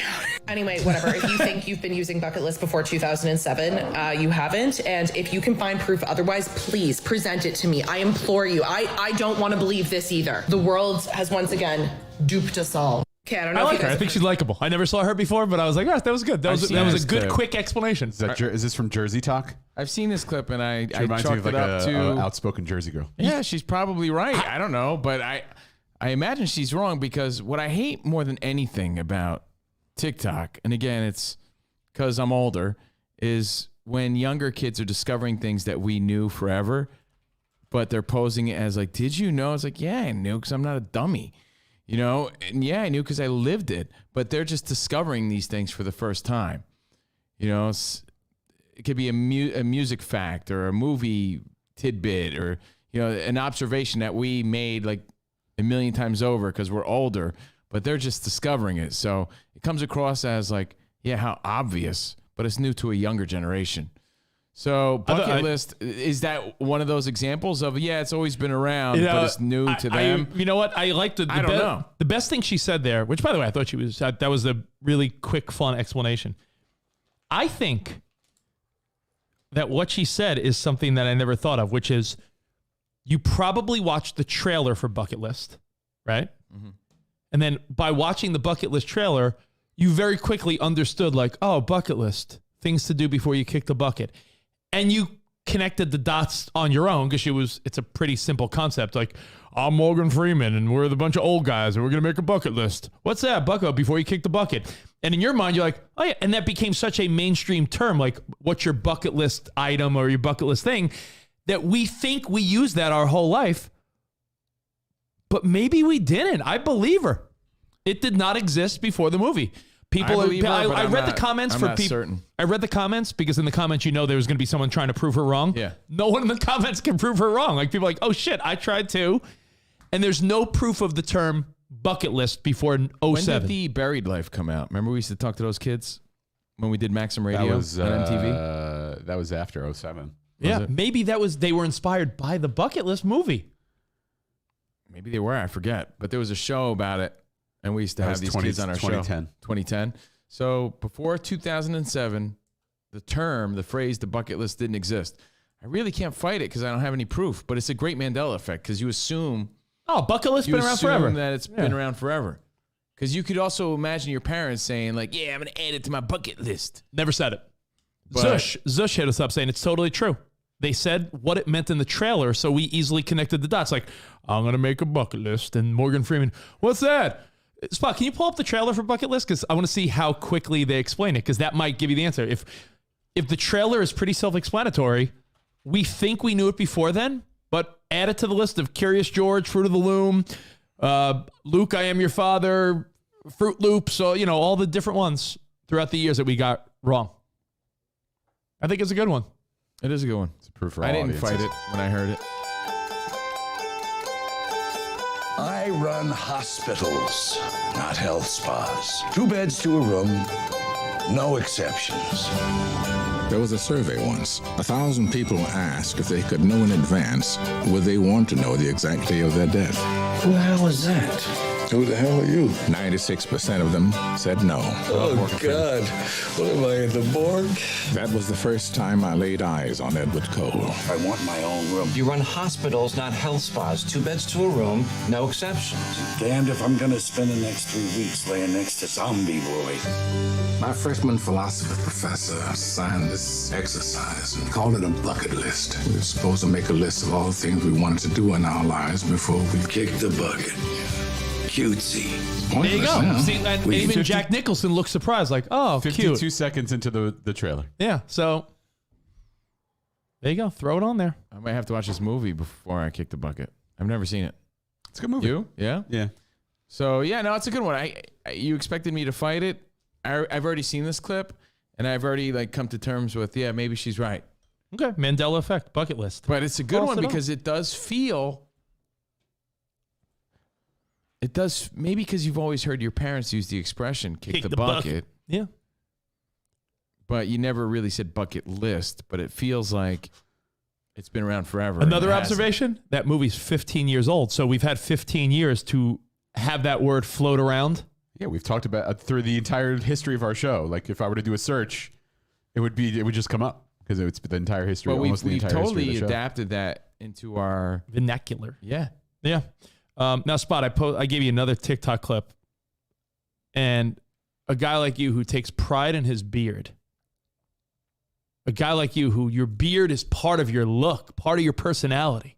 Even when you trim it down shorter. I shaved this morning. Still a beard guy. You're still a beard guy. By the way, I got that electric razor. Remember I was telling you I wanted to get an electric razor? How's that working out for you? Jordan got me one for Christmas, and I like it. Because I spread it out. Like I shave once a week now as opposed to maybe twice a week. Right, so during that midweek when I start feeling a like a hobo, that's when I use the electric razor, and then I shave again like on Sunday. So you use only an electric razor, or do you use an actual razor blade? I use a razor blade once a week. Oh, and on the in-between, in betweens, when Gotcha. I'm feeling like Old Man Clemens, I'll trim up with the electric razor, and it does a great job. Enjoy it, Norelco. What's up? What up? Hold on, before we play this clip. Yeah. And I'm going to pull it up while we play this. Yeah. I just got a news alert on my phone. And Rich, you're going to love this. This is going to bring you so much joy today. Oh, okay. Pun intended. Joy. The View's Joy Behar accidentally falls off her chair during a live show. Oh, that's great. Oh, please. So I'll pull up the clip. I gotta see it.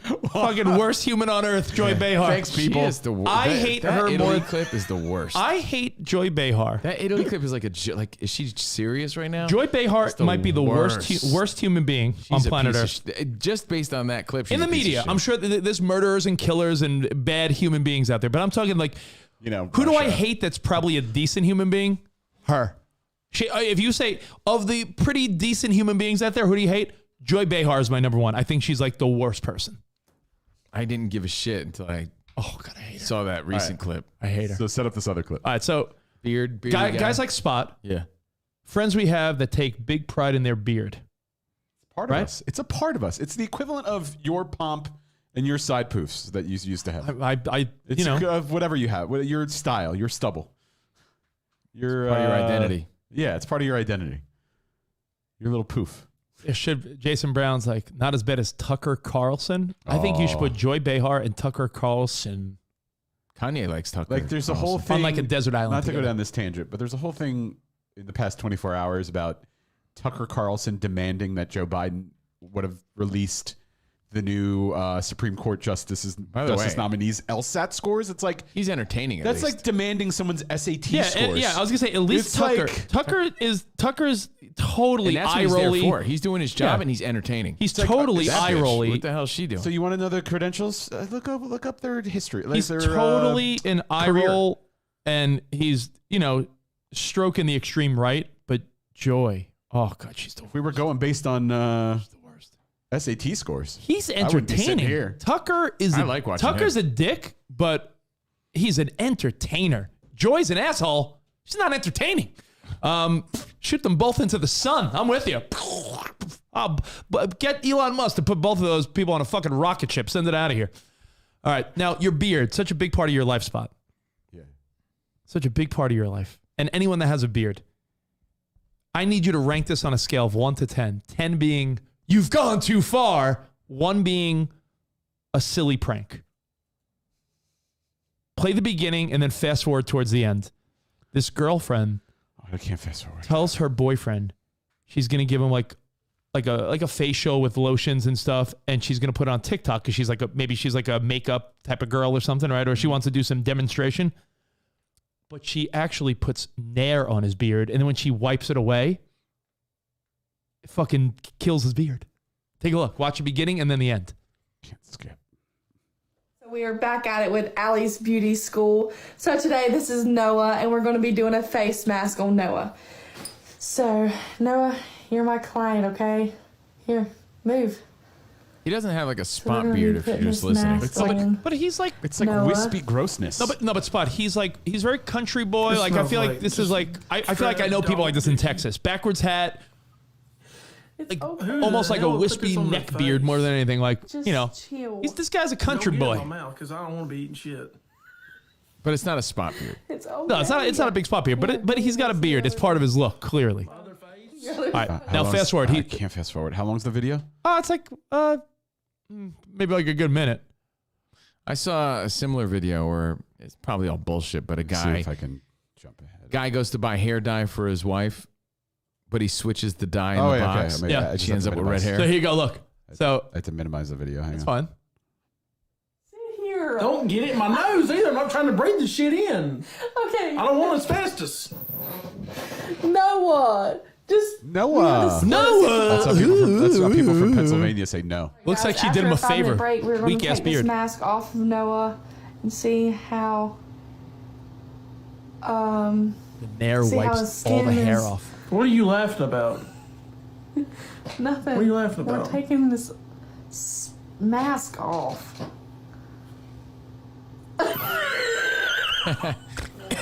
His reaction's funny.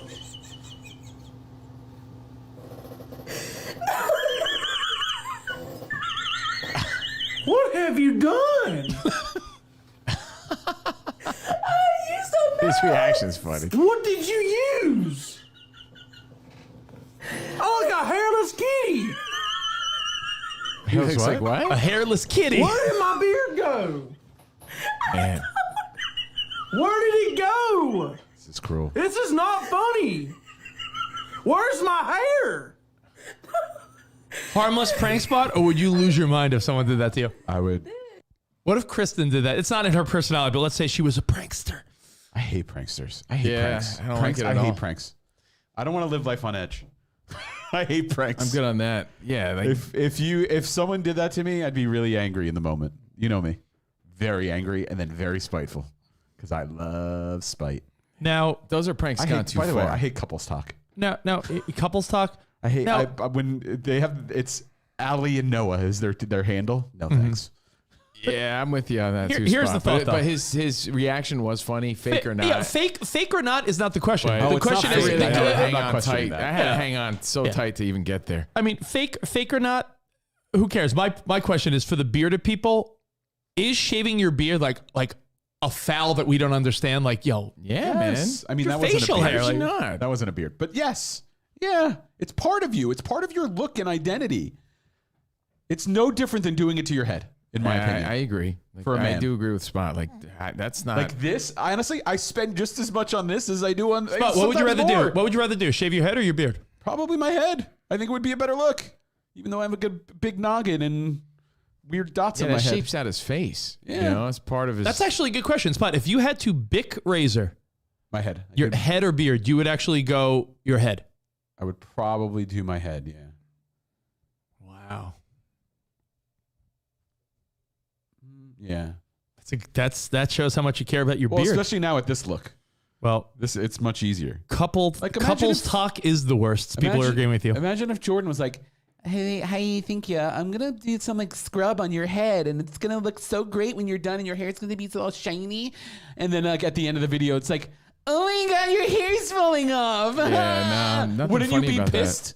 Prank's gone too far. Yeah, I hate pranks. I'm not your prank gone boy. too far. It is, and I told you I gave the other example. Some guy, he switched the dye out and put like red hair dye in his wife's thing. She's like, wrong.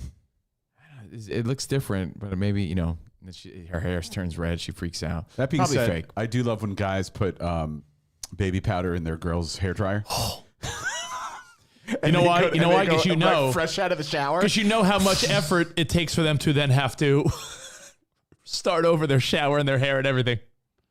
The baby powder hair dryer, that shit never gets old. Not to mention, Nair is like a nasty chemical, and is very bad for you. For your face. Yeah, That's probably tough, not good. right? Nair is a very nasty chemical. I don't agree with this prank at all. And Yeah, it's I not was just thinking me the being a same stick in the thing. mud. I was like, yeah, for his face. What if he broke out? Like if it was his ass crack, that's one thing. Yeah, no thanks. All for your fucking viral video. Forget Beard pranks. Nah. Now- By the way, I found them like unbearable.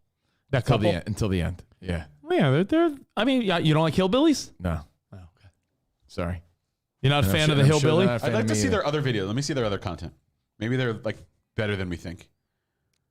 Let me ask you. You think I they don't like think so. me? Let's see. I don't think they like you. Okay. Well, then why should I like them? Let's see. Oh, they do like a small business thing. Oh, so she does like beauty things on him. Is that their whole shtick? I guess so. I don't know. I'm not a fan of them, Spot. I just happen to come up on my. Congratulations. Rich loves those guys. What are you doing? Right. Yeah, these are my best pals. What are they? Hank and Carol? What's their names? When's the baby coming? It's about to come out in 5 minutes in the damn tools if you'd like to see. Oh man, quality content. What are you doing? I'm not due anytime soon, thank you. I can make sure you're doing 9 months if you want You me love to. him. I don't know. He's kind of funny. He's your new best friend. Yeah, I might have to subscribe to him What right are now. you doing? Who is I it? have found the greatest invention of all time. Ali and Noah. I And just she passed laughs this like earlier and I had like to an stop and overweight get a look person. at it. This shitter still works. Just like my grandpa did before he Everybody died. needs to know the shitter still works. Where we're we gonna at? go over We're here. in Pilot Mountain, ain't we? All right, enough, Spot. You brought it up.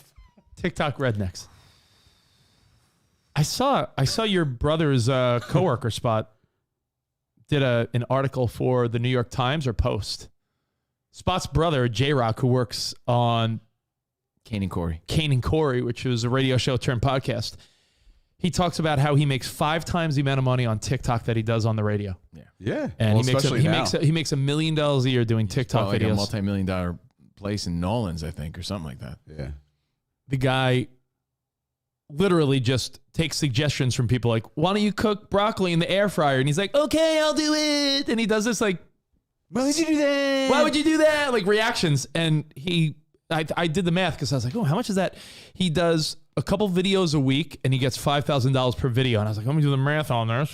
Carry the one, carry the two. He does like 240 something videos a year or something like that. Paying him? I did the math on that. Yeah, you know what, Covino? I did $5,000. I did the same exact math. I was like, all right, he does 240 videos. Who's paying for it? It was either 240, 260 something. Yeah, and he gets like $4,000 to $5,000 a video. So I'm like, yo, over $1 million making TikTok videos.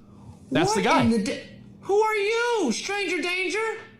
Okay, you're gonna try it too. So apparently if you put vitamin C in Coca-Cola, it'll hit the Casper the Ghost. It'll just turn and it'll hit that Michael Jackson. Real quick,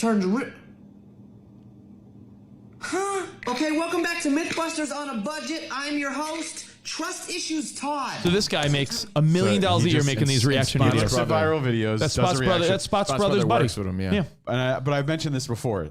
The only credit I'll give him is that he actually adds content at the end of it. He doesn't just react. Oh yeah, no, So he does his own reacts, thing. but then recreates. And Spot, he also talked about the endurance of like it took him 8 years to build that. Yeah. Like it's not like he just started doing it, made $1 million, but 8 years to get to where he is with this. But that's a long time. 8 years of making videos all the time. Finally, they catch on, and the guy makes $1 million a year doing reaction videos. So what the hell, What about him?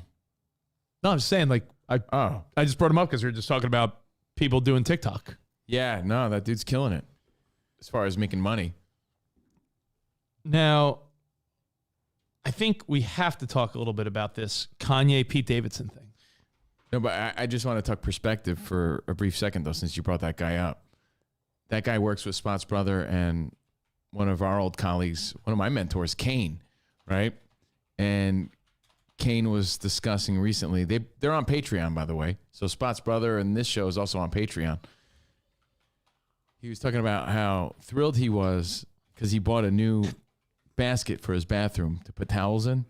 Meanwhile, that guy is redoing a whole $1 million project at his house. Yeah. So how awkward that must be. Like, can you really be friends with a dude that's living a completely different life in that way? I guess you can, right? It's like every show. Elvis Duran makes $5+ million a year, and all the people on a show probably make a couple $100,000 each. It's got to be a weird dynamic, though, because you'd never want to hear that other guy Howard complain. Stern makes $100 million a year, and guys like JD probably make a couple $100,000 tops. Yeah, but Kane's also the front man of that show. So here he is, the front man of that show. And his co-host is a millionaire. His co-host is the millionaire making reaction videos. And Kane is, happy because he bought a basket for his bathroom. It's got to be a weird dynamic. Yeah, I guess so. And my brother's sitting in front of a sheet. And your brother's in the middle, like, what do you want from me? Sitting in front of a dirty sheet. Right. 2 things. 1, do you want to say hi to Black Adam? Of course. 2, I want to show you that clip of Joy Behar. Yeah. And then we'll continue on, okay? Okay. Because I want to give you some joy. Joy. Of joy. I can't wait. You're going to love it. I just watched it. Okay. Oh, I can't wait. I'm going to get excited. Black Adam, what's up? Black Adam, what up? Hey, buddy. Keep it to the Hey, point. what's going on, gentlemen? Hey. Y'all doing all right today? Living it up. All right, y'all talking about a bucket list. All right. On my bucket list is do not fall. All right, because I got a new position at work. I'm making $25 an hour. Ooh, nice. Look at you. So, yes. Don't fall. In Mississippi, that's great money. I bet. But you got to get on a harness and drop down 10 stories, 100 feet. What are you doing? Cleaning windows? What the hell are you doing? Circus act. I work at a dog food plant, and you got to clean the walls. So they drop you down 10 stories. and then I'm not gonna lie, I peed on myself. I was that damn scared. Thank you, Black Well, Adam. don't fall. Don't fall. You don't end up like Razor Ramon. So what happened to him? Yeah, Razor Ramon, not in good shape. What in the bloody hell? Thanks, Black Adam. Hey, man, he works- congratulations, 25 beans an hour, man. Good for him, bro. Speaking of buckets, Let's hear this. Where are you going with this? before I play the Joy clip, did you hear the Shaq story that's been floating around? How he bought all the cars for that family? Oh no, how he peed in a bucket and poured it on the rookies or something like he that. used to like piss and shit in a bucket, keep it there, and then for rookies he would dump the bucket on top of their head in the locker room. I didn't hear the poop part spot. Is it poop too? I heard poop. That's just vile, dude. That's some Rich Davis sort of action. Yeah. Oh wait, hold on. Black Adam's a silo cleaner, it seems like. Shaq is a jokester. So if one of the rookies would be in the stall, he would take a bucket and use the bathroom in it for about a week. And then all of a sudden he would pour it. Oh, so maybe it was piss. Sorry. He'd pour pee on rookies. Yeah. That's still pretty vile. Like, that's not funny. No, but there's Shaq for you. Remember how everyone used to accept Babe Ruth? I swear somewhere I saw that he would shit in a bucket. No, I didn't see. That's why I asked this because I saw the pee. But it's Mandela like effect. Covino. It's like Right? it's like the Babe Ruth thing. Like how people would be like, "That's Babe being Babe." Like they accepted Babe Ruth doing anything he wanted. I feel like would Shaq bang everybody's wife and And then then- smack them in the face. And hey, that was the Babe. It was funny. Babe was hungover. He punched me in the nose and fucked my wife. But that was the Babe, all right. He stiffed me with the tab. He drank all night. But that was the Babe. That was the Babe. And then, yeah, Shaq. I mean, that's just, yeah. That's Shaq being the Babe. It's basically a crime. I agree. Yes. You can't pour pee on No, someone. thanks. You're not ever going to be my friend if you do something like that. Like, I'm supposed to play with you now and be pals? I imagine Shaq took like some. No, thanks. I can't imagine him like hydrating really well. So they were probably like really yellowy peas. I can never be friends with somebody like that. Ever. Anyway, let's watch the clip. Please blow it up so I can see it in its full Oh, you want the glory. full, I want to see her. So this is today? All right. Oh, this is great karma. Good. Ready?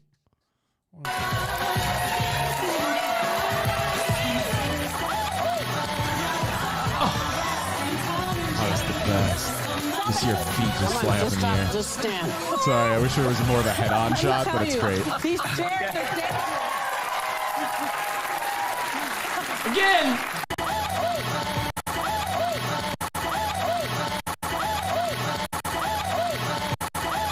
Why couldn't there be a staircase there? That's great. All right, so Joy Behar fell off her chair today. Sorry. Sort of slid away I wish from it was a under little her. more glorious, but I feel like No, just that's still knowing good. that she fell is enough for The you. fact that you got a Google alert to notify you that is kind of funny. People, Too bad there's not a pile of shit there. There is. Too bad there's not a pit of fucking scorpions there. Where's Too bad Shaq in his there's not a. bucket when you need it? Too bad the's not Shaq's shit bucket. Or in Cobra Kai, the pit of snakes with John Kreese in Vietnam. I swear he shit in the bucket. I could swear I saw it somewhere. Unbelievable. You were about to say something? Pete Davidson. And, Oh yeah, Kanye. Pete Davidson and Kanye. I want to before you give the details of this, I want to ask you in all seriousness. Entertainment value, or do you think there should be a need for concern in the world of Pete Davidson? Like, no, there should be more concern for Kanye. For Kanye. Kanye was on a mission. Kanye is, I think, in a bad mental space. He's been in that space for a long time now. I think there's more concern for him than Pete Davidson. No, but I'm saying There when you should say, be. is there more concern, meaning, is there concern from the perspective of, would Kanye in any way try to have Pete hurt? No. I don't think I mean, you make it seem like he's above that. Like Kanye West is makes a you loose think that he cannon would at do that? times. I think he's more. He made a prone music to- video more where he was likely burying to hurt Pete. himself than hurt Pete Davidson. Well, what do I know? I mean, and if you disagree with me, well, what do you know? I just think he suffers from mental health issues. I mean, that's evident and obvious. And then everything else is like you're taking it too literal. It's art and it's stupid almost. I'm not going to disagree with you. No, I mean, that's just my opinion. But I'm just saying, like, I wonder if there's anyone that's like in Pete's. I say Pete's camp as if he's like in Pete's world, like his friends or relatives or even Kim, is anyone like, because we've all dated someone. I told you when I first started dating Sarah, she was like, what's Pete's camp? Did you go salute camp, your shorts? What's the name of that camp spot? Yeah, salute your shorts. Salute your shorts. Yeah. No, but what's Camp the name of Anawana. Yeah, you want to go to Camp Anawana? Yeah, they went to what's the camp they went to in Troop Beverly Hills spot? Your favorite girl movie? What was the name of that? Young People's Day Camp. You wanted to go there so bad. Young People's Day Camp. I did. Is there someone in Pete's world where they're like, yo, Pete, for real, like, be a little weary of this because it's like, you might think it's all fun and games, but Kanye West may want to kill Pete Davidson or get him hurt or do something to eliminate him from the scenario. I never saw this side of Kanye. I'm doing the narration from the documentary. Who does it? I got to check the guy it out. Cootie that films him his whole life. I never saw this side. Kanye may be kind of aggressive, but never saw him want to kill somebody. The best thing that Kanye So I gave us, decided to turn the cameras off. the best thing that Kanye gave us in the last year was Uncut Gems.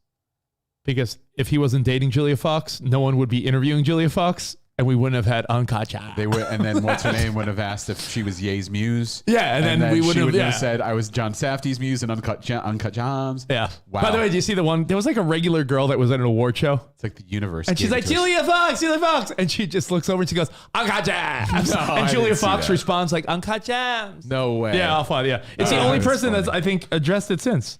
It was like some young, like, I don't want to say nobody. That's rude. But it was just, it was, meaning like, it wasn't a celebrity or even a TikToker. I think it was like a. I mean, I think you're like sort of I'm gonna watch drinking it- the Kool-Aid. I'm gonna watch the documentary. No, I really think you're drinking the Kool-Aid on like now he's a murderer. Like where? Maybe not did a anyone, murderer. I mean, that's what you're implying. Does he have mental health issues? Yes. Could he be the type of guy that, unfortunately, if I heard he took his own life, would I be surprised? No.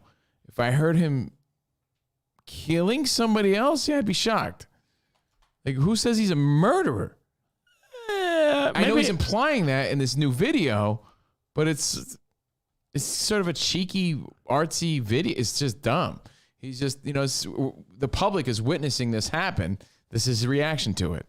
I don't take any of that literal. So what you're saying but is, should you take it lightly? I mean, maybe not. So but what I you're don't- saying is Kanye is no Dorothea? I don't think he's a murderer. I don't. But what do I know? I don't know him. I don't know. You never know what makes people tick. But I don't think he's a murderer. I don't think he's a murderer either, but I'm saying it wouldn't put me.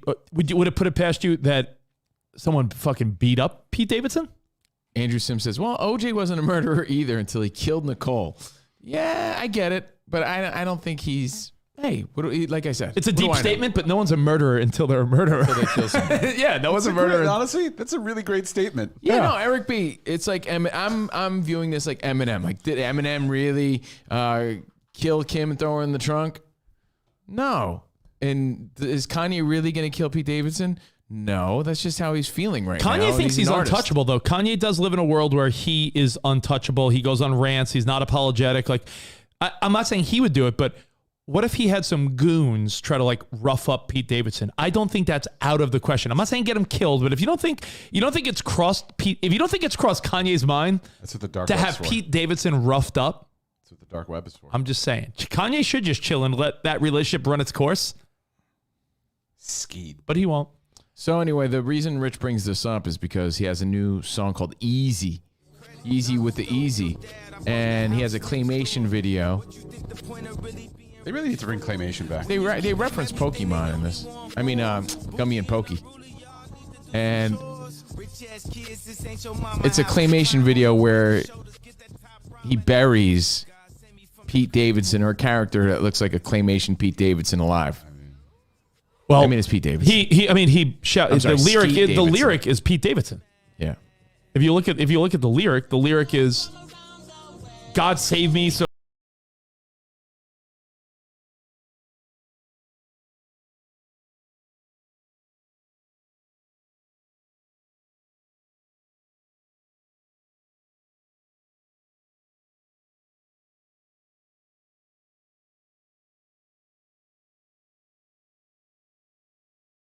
Kanye. It's creepy. That's creepy shit. I know it's like art. Remember he did that video where it was all celebrities in the bed. Is it though? Remember the celebrities in the bed? It was like Donald Trump and who else was in that?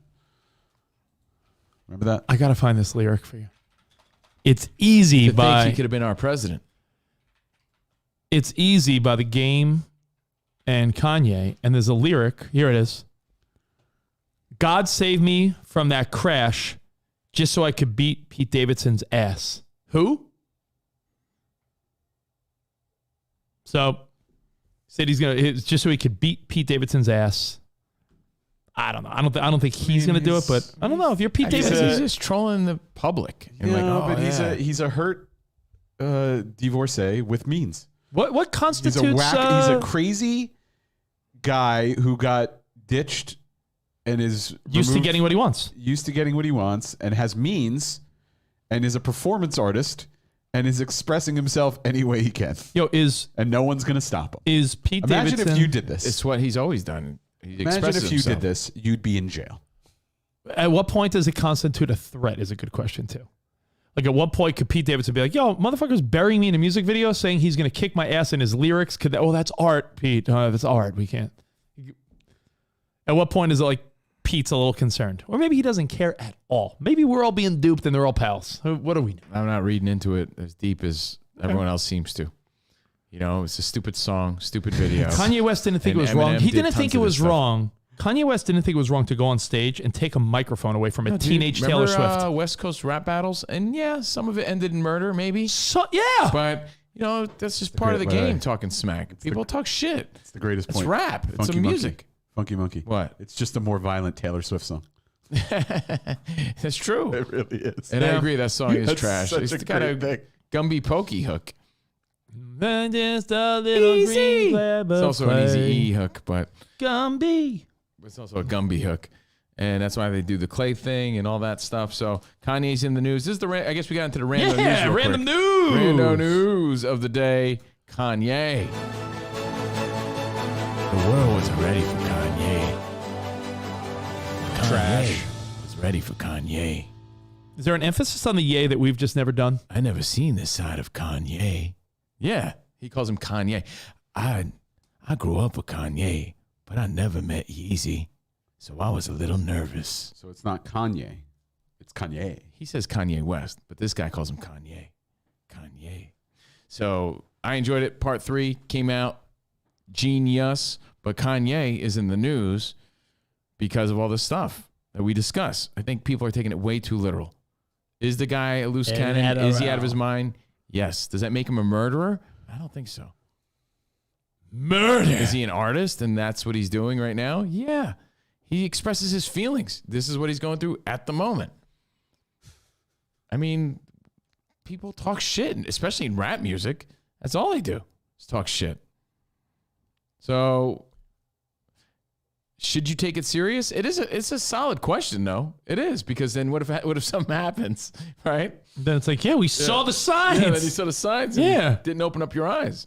All right. So by the way, you Kanye. still going away this weekend? Are you staying at that woman's house in Sacramento? Dorothea, aren't you? Dorothea Puente? No. Don't act like you watched it. You fell asleep. I fell asleep halfway through and then woke up and I was like, this is boring as hell. But she's creepy. No, it's a great series. Okay. Hey, to each his own, man. You didn't give it a shot. Let's see. Donda calls him Kanye. Donda was a good woman. I think the death of his mom really made him unravel. It happens. He went from like crazy focus to just like crazy. Some people, when they lose their parents, they lose all focus. But I feel like my mother lost all her focus when her parents died. Some people lose their mind. Well, I think she kept him grounded, right? She hyped him up. She was his biggest cheerleader. She was proud of her. Donda was proud of her Kanye. And Kanye loved his mother. Oh, his mother. Anyway, his mother, his mother. mother. And then when his mother dies so suddenly and for like the weakest reasons ever. Right. Cosmetic surgery, right? Yeah, but that he was paying for and probably feels a little guilty about it too. And when there's no one there to ground him, he's like also a loose cannon. Like he doesn't answer to anybody at that point. I mean, right? Also, it was probably just a traumatic experience overall that he never fully processed, and that happens to a lot of people. Death will just he went right back trigger. to work. Death will trigger mental illness. It will trigger, No, but you become PTSD. accountable. Think about it. Let's say you are a crazy person, which he was, right? But he was channeling all his energy into being he's somebody, always been crazy. right? But he was using his mother would keep him in line. Like, hey, I'll smack you. I'm your mother, right? And he respected her. That person's out of the picture. He has all. So who's keeping him? Who's keeping him honest at that point? It's not even that. It's that he now has the means. It's like you can have people with mental illness have people in their lives that keep them grounded. Like Kim could have easily said, Kanye, take your meds. But I don't think she did. But it's his means, and he's just bigger than himself and doesn't have anyone that can check him. He buys his own hype. But Right. again, I think his mother would have kept him in line. Like, you're really not God. I'm proud of you, Kanye, but you're not, right? So watch the documentary. It's great. Hey, by the way, I have one question about Kanye's mom. Because Kanye was he was a superstar, but not to the level he is now when his mother passed away. I just remember reporting it like I don't know, like Nicole on the 411 on Hits One was like, and Kanye's mom passed away during a cosmetic surgery procedure? Yeah, like 07, I think. It was a long time ago. Yeah, 07, the year of the bucket list. Shout out to that year. Oh, is it 07? Because if it's 07, that's 15 years of Kanye after. Like, we knew of Kanye, but he was not a billionaire fashion mogul, what he is now. What was the procedure? I think it was booty procedure. Some type of booty procedure? I mean, that's what you and I were saying back then. But imagine your mother passes away because you got her a booty procedure. Like you'd feel so guilty. Like you'd feel so guilty. So, again, no one to keep him on track because he doesn't really have to answer to anybody. The only person he really answered was his mom. So, and she, was tragically taken. It's like my mother had severe medical issues, and I still feel like I didn't do enough. Imagine if you were the one that was. Imagine if I was the one that caused it. She was only 58. Right. And she was like his world and shit. So what went wrong? I've totally forgot not to harp on that story, but what went wrong? Was it just like a bad anesthesia gone wrong? Was it like she just was she ill and like it perpetuated it? I don't remember, to be honest. Well, because you're talking about Kanye a lot, so I'm just saying, like, if that was the turning point in his life, like what accountability does he harbor, I think she had heart failure. Heart failure caused by multiple post-operative factors. So her heart gave out, I guess. Yeah, but I don't know how that happened or why. But yeah, sad story. And he's still in the news. And again, that's how people make money, everybody. Breast they lift. Keep themselves in the news. And tummy tuck surgery. Lipo. Yeah. All right, so Marilyn Manson is also in the news, another maniac. But again, remember all these allegations came out about Marilyn Manson. He was canceled to the point where I haven't played Marilyn Manson in years on Turbo. And that dude has a lot of songs that are in that wheelhouse of How Do You Sleep at Night? Songs that you know from that era. But now he's suing his ex-fiancée, Evan Rachel Wood. Evan Rachel Wood saying it's all bogus. So, it becomes a weird he said, she said. Yeah. Because, she said that he had basically torture chambers in his house, which I wouldn't put it past this guy if he had some sort of Joe Goldberg cage in his basement. It's like a decoration. He's a weird dude. Yeah. Yeah, and he I'm sure he had all sorts of weird decorations like that. But there's been multiple stories, to my understanding, of people saying that he sexually abused them in a rough sex kind of animalistic way. But now he's coming back suing his ex, who's an actress, saying that this was all a big ploy to ruin the guy's career. It was a ploy, yeah. As a rapist and abuser. Casting him in the wrong way. Saying that she also faked some FBI stuff. I saw that. What was that? Marilyn Manson accuses ex Evan Rachel Wood of fraud, conspiracy in a wild lawsuit. Marilyn Manson is suing ex-fiancée and Ilma Gore, claiming they hatched sexual abuse allegations to torpedo his career. They recruited women to falsely accuse him of sexual assault, hacked into his social media accounts and computers, created a fake email account to frame him for transmitting illicit pornography, and impersonated an FBI agent to create a false appearance that his accusers and their families were in danger. Damn. Now that's a scheme. I mean, we saw what happened with Trevor Bauer. That's a scheme. And who knows, what really happens. It's not about taking sides. It's about saying, yeah, I guess it's possible, right? When lots of money's involved and you never know. Maybe she's scorned and you never she know. hates him and he ruined her mentally. It's quick. You never know what could have happened. It's easy, especially like a Trevor Bauer case. It's very easy to be like, oh, well, here's her side of the story. Well, what are you not going to believe her? But then you could equally say, well, what are you not going to believe him? Exactly. Like why? So why this we seems to be turning into one of those things where now he's coming back and he's fighting that fight. It's kind of interesting, kind of weird, because our instinct is to want to believe what the woman is saying, and it sounds really far. Like his side sounds really far fetched, but again, you don't want to be on the wrong side of the story and of history here, right? It's delicate conversation and speculation. It's like, yeah, I don't know. Marilyn Manson's he's kind of a weird guy. And apparently... He's kind of a freaky dude. I'm sure it takes him a lot to get off. So in 2 weeks, this is ahead of the documentary coming out.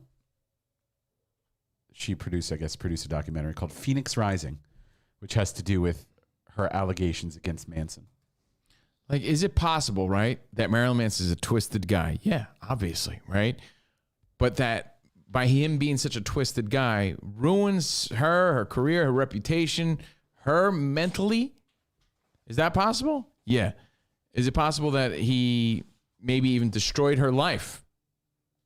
Yes, that's very possible, right?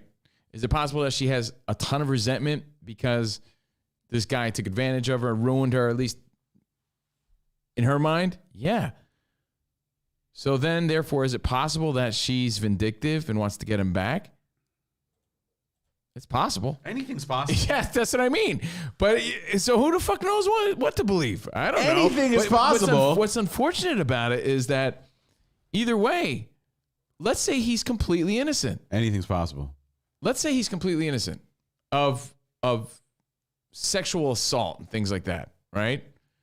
Nobody's innocent in life. Maybe he did ruin his girl's life. I don't know. But let's say he's innocent of those allegations, and she's just trying to ruin his career as revenge. Yo, man, that's crazy. Because, again, think of how much money this dude has lost probably since then.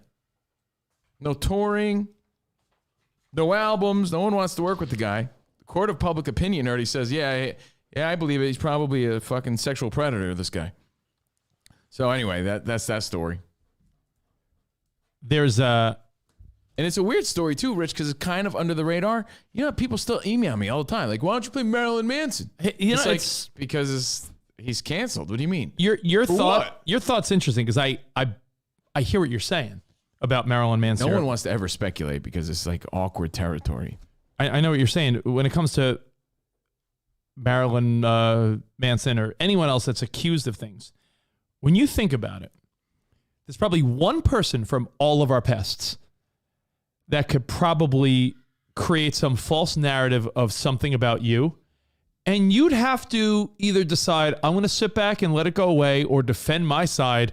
Well, the truth is like, yeah, you probably hurt that person really deep. Yeah, they had some sort of crazy resentment toward you. Yeah, I know for a fact that I have an ex, I know you have an ex, that probably could put together a little story of falsehoods and extreme exaggerations to make you look like the worst person.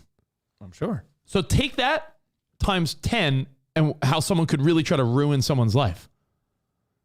Right? Anything's possible. It's possible. It's possible, but again, revenge and spite is a very powerful thing. We say that without wanting to take sides because clearly we don't know. Anything's But what I do know, here's what I do know. Anything's possible. That if they do find out, like the Trevor Bauer scenario, that it's not true, right? There has to be equally strong repercussions on the flip side of that accusation. Like whatever was going to happen to Trevor Bauer for if they found him guilty should almost be like what they the punishment, yeah. The punishment like those stories where you can't just ruin someone's life and career that way because you were hurt. And I'm not saying that's Evan Rachel Wood. I'm just saying it's possible. Well, there's the stories of the college athlete who was accused of unconsensual sexual relations. he's in jail, and the girl's like, I made up the story. Well, fucking you should go to jail then. Now you're in jail. Like, because then that would stop people from even speculating that this so might not be true. So hard to prove these things. It's good wild when luck, say he said, she said. good luck proving that you aren't the piece of shit your ex-wife or ex-girlfriend said you were.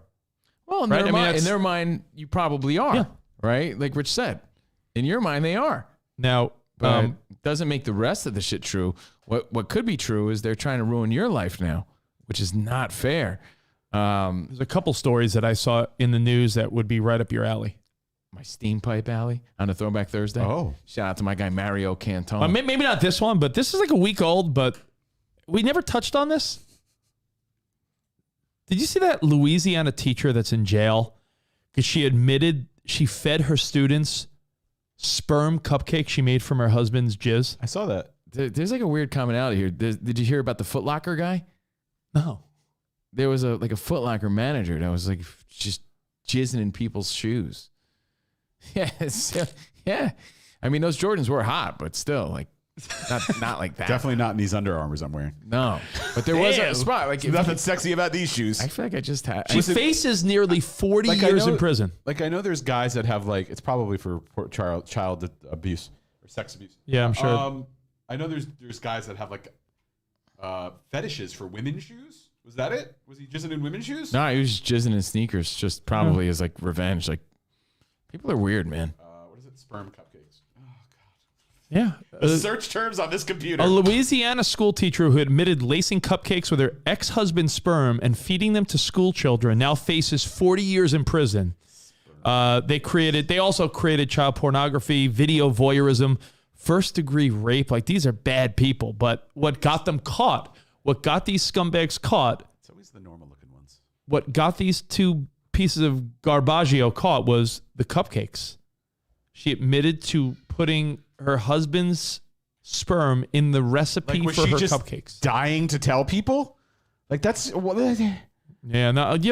whatever it took to get these people behind bars, I guess it's good. But I'm surprised that's what did them in. Yeah, this honestly, well, I mean, it's gross. It's disgusting. But, like, listen to the other shit. Yeah, helping her ex-husband sexually assault a juvenile, film a juvenile bathing, and then lace the cupcakes. These are bad people. So, and she's trying to do the whole thing like, he made me do it. No, you're going to jail too, you psychopath. So that was in the news. Covino, this is up your alley. I mean, dude, honestly, I had that Foot Locker story in my phone for months and like had no reason to ever bring it up. Well, now you do. So now I have reason to bring it up. Spot, pull it up. Like, there's some manager of Foot Locker who was jizzing in the shoes. That's why I buy $9 Walmart sneakers. I think no one's jizzing in those bad boys. I think people were complaining like, yeah, my the inside of my kangaroos are stained. I want my money back. What's going on in the back room? That's so weird. Well, when they say, let me check your size, let me be right back. Let me check. I'm sorry. Do you have this in an 11? I'm going to have to check the back. Man. Because I just deleted. I said to myself, here's what I do. I save stories on my phone, or I'll screenshot it, and then like eventually I'm like, I'm never getting to this, and I just deleted it. Of course, it happened in Ontario. Oh, that's where all the shoe masturbators live, right? All the shoe jizzers live. Yeah. Shoe jizzers are all up in Ontario. Let's see. A Foot Locker manager has been accused of ejaculating into trainers, Canada, and handing them off to customers to try on before bragging about his sick behavior online. You put your foot in my jizz. I'm sorry, they were Canadian. You put your foot in my jizz, eh? Gotcha. He allegedly... Moose. Toonies. This is in Putin. Ramalaya City Center in Brampton, Ontario. Climaxed into shoes before taking them out onto the shop floor. The ejaculations made us... the allegations... Small font. The allegations were made after a series of videos and photos were posted on social media by Darren Kidd of Mississauga. In the clips, he shared images of himself stark naked in the store's stock room. Oh my God. Yeah. So other clips included footage of him ejaculating inside a trainer before taking it out to a customer. Thanks, Foot Locker. It's wild. There was another video where would just be the girl put it. Am I right? The foot cocker. The girl put it on the guy's face, and he's like, "Wait a minute, this isn't a facial. Is this Nair? No, jizz." So that's a story. I think you'd get a kick out of this one. Enough of the gross stories. Courtney Cox, I love you. You're so hot on that show. Courtney Cox says that she sold her Los Angeles home because she believes it was haunted by ghosts. I believe that. I totally believe that. Would you ever leave a condo, a house, an apartment because you're like, this place is haunted? The Friends alum told Jimmy Kimmel on Wednesday night that the final straw came during a visit from a UPS driver. The 57-year-old star opened up about the paranormal encounters at her home in Laurel Canyon. I believe it. Those old Hollywood Hills houses, like celebrities used to live there, probably were like doing drugs and getting killed. By the way, I found a house that I think we should invest in. Houdini's? Not Houdini's, which is a beautiful mansion. I think the three of us, if we pull together our resources, can afford this house. What do you think?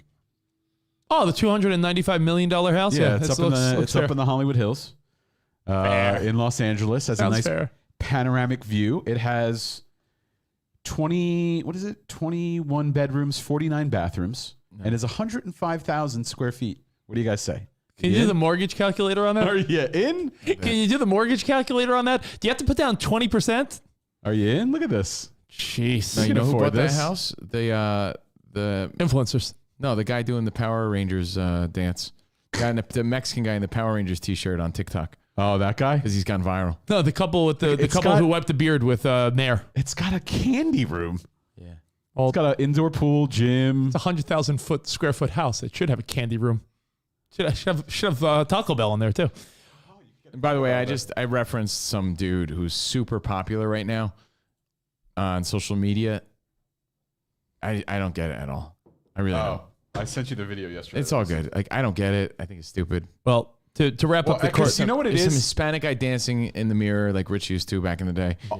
All it And he's takes- wearing a Power Rangers t-shirt and everyone's parodying the video and he's super popular. All it takes is, that's what it is. It's not necessarily the original guy.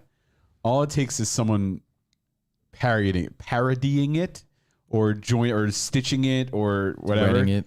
to make it go, the right person to make it become, and then like, I want to do that. I want to Yeah. do that. And then the original person. And that guy makes more money than all of us now. it's like Ocean Spray guy. Yep. Yeah. Let's see. So Courtney Cox is saying Carole King came over her house and said there was a ghost. She had other house guests that said they encountered a woman sitting on the edge of the guest room bed. Did the ghost call out her name? She brushed off these concerns over time, saying, oh, yeah, whatever. She got an eye-opening visit from a UPS driver. I was at the house one day, not being a believer, Cox told Kimmel, and the doorbell rang. It was a UPS guy, and I opened the door, and he said, do you know this house is haunted? Cox replied, yeah, why? Why do you think that? To which the delivery driver responded, because there's someone standing behind you right now. Shut the front door. The star said it was enough to convince her, and she joked, yeah, let's sell this place. And she actually sold the place. I mean, I think she's just promoting Scream. She's just trying to be... It's possible. She's just trying to be... I kind of like stories like that, though, because it shows you that there's more. It proves to you that there's more to this life, right? I like to hear those things, right? Because it does give you little glimmers of like, oh, so all right, so after this, there might be something else. All right, cool. Seriously, as scary as that is, you're like, well, if that soul's not resting and it's haunting this in this house, The alternative is like then the you're just alternative- dead. Yeah, No, I want. Yeah. So it just proves to me that there's an afterlife. Now, let's see. I just don't want it bothering me. Jizz Cupcake Girl, Foot Locker Jizz Guy. Are you a believer in ghosts? Have you had a ghost experience? I have had one. I didn't believe it first, but I lived in this house in Laurel Canyon, which is in LA, obviously. And it was Gypsy Rose Lee's house and Carole King. Wow. Yeah. So, they live together? Isn't that weird? That's a Carole, Very right? strange. Yeah. Anyway, so Carole King came over to my house and she said that there had been a divorce and that was really ugly and there was a ghost in the house. And I was like, yeah, whatever. But other people who would stay there with me, like, friends of mine said they felt an encounter with a woman was sitting on the edge of the bed. And I was like, yeah, whatever. And Carole King, we did a seance. And I was just so in awe of her. I didn't listen to a Did word. Carole sell this house to you? Or was there a buyer in between? I think there was a buyer in between. Okay. Because it seems like she should have told you this before. Yeah, I think there's always, But usually you don't have to tell somebody about a divorce. It's more of a death. But then I was at the house one day, not being a believer, and the doorbell rang. It was a UPS guy or something, and I opened the door, and he said, "Do you know this house is haunted?" And I go, "Yeah, why? Why do you think that?" He goes, "Because there's someone standing behind you." And I was like, let's sell. What a terrible, terrible UPS guy. And that UPS guy was Eddie, your DJ. That dude, Ooh, wait. Delivered some bad news. I see a ghost. I see a ghost, Miss Cox. Ugh, barf.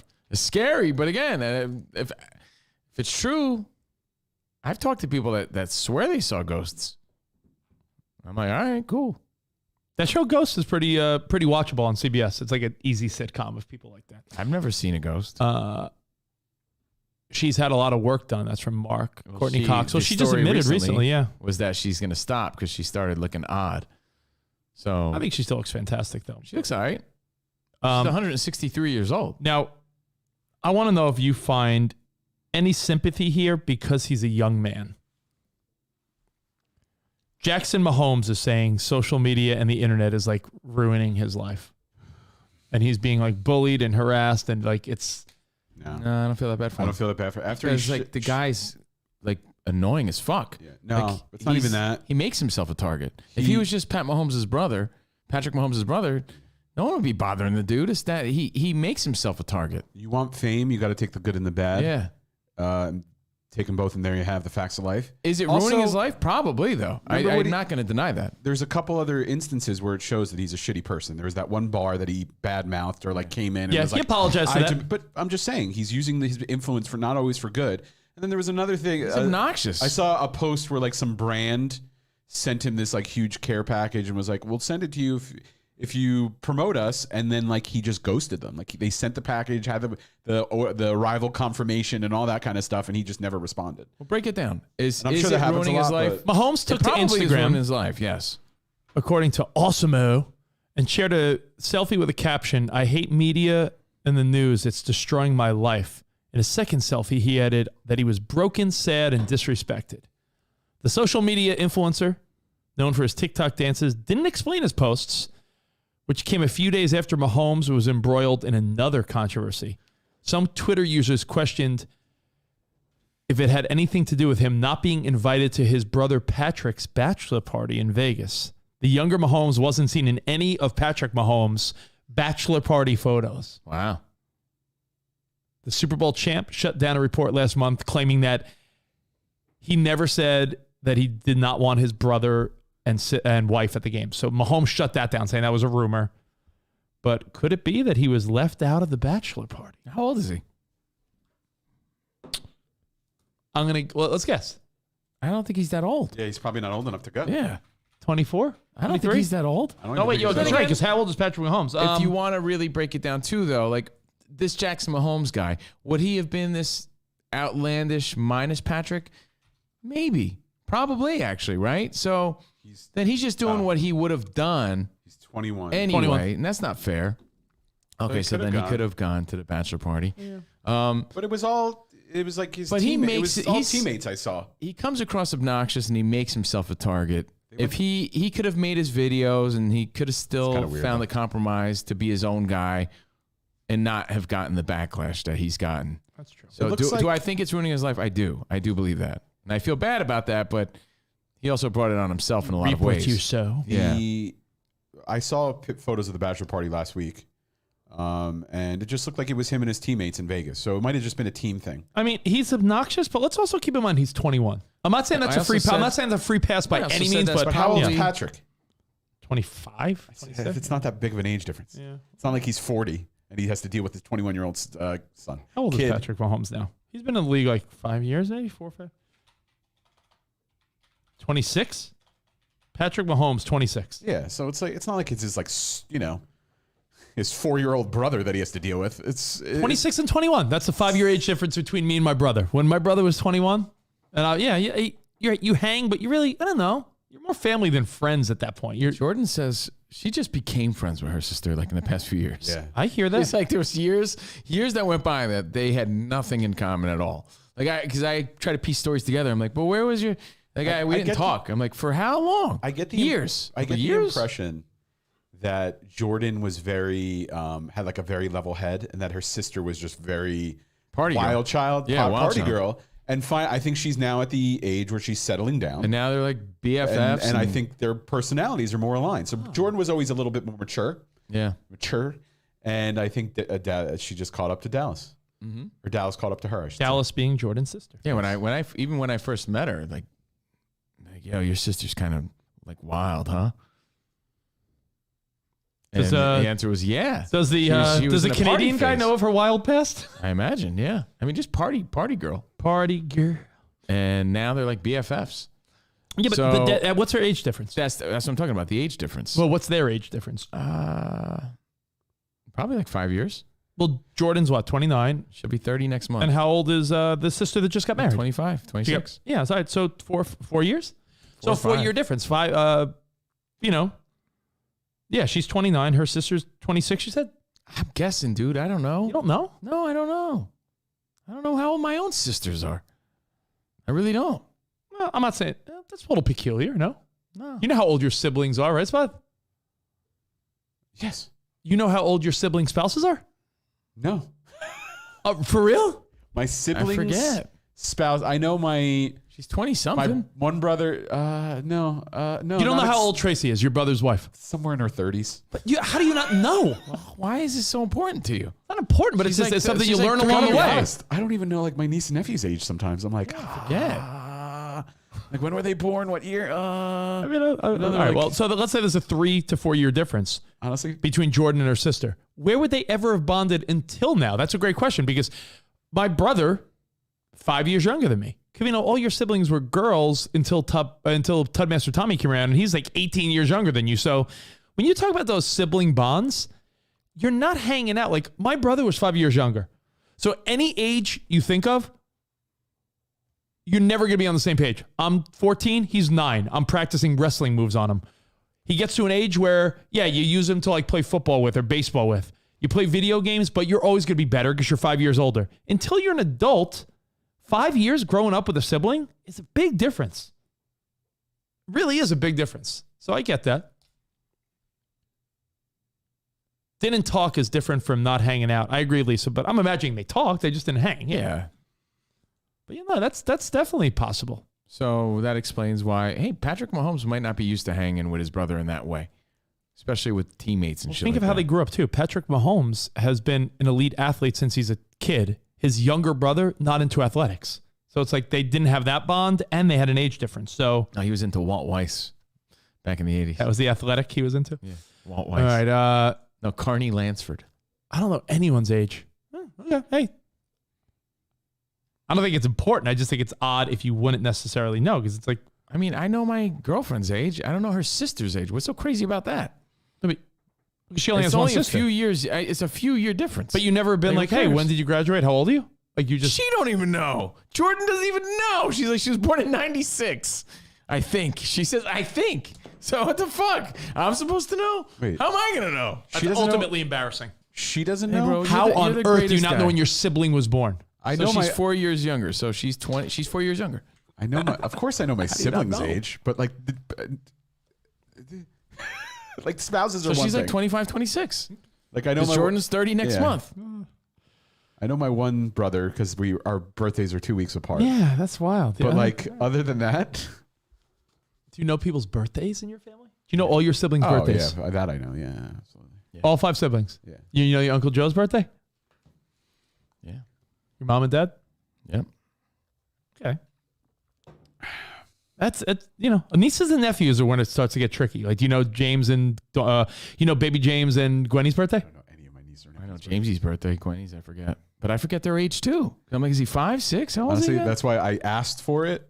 I learned it, and then I put it on my ancestry family tree. So if I ever need to remind myself, You know I what? go in and look. I guess maybe I guess I'm learning here that I'm the peculiar one. That I thought you should automatically know the people in your family's ages. Like, I don't give a shit, to be honest. like, you know how old your mom? I know your kids' birthdays over my niece and nephews. I wonder, do you know your like Do you know your parents? Do some people not know how old their parents She's 26. are? So Some people not. Jordan just confirmed. Just confirmed. Okay. That 20. her own sister. So how now- does that make me weird? She don't even know her own sister's age. But 26. I'm supposed to know. But that's a great point. 26 and 29. That 3 years age difference. That 3 year age difference was probably. Jordan was like doing like high school girl stuff, and her little sister was probably annoying. Then Jordan was like, all right, I'm growing up now. And then her younger sister was probably like, I'm partying now. And now they're both like in serious relationships and they're adults. So it doesn't surprise me that they're bonding now. It makes sense to me. All right. Well, I'm the weirdo, I guess. I guess I should I'm not saying focus you're a on. weirdo. You're implying that I'm a weirdo. I'm just telling you I don't know. I appreciate your honesty. I just. Why am I going to lie about it?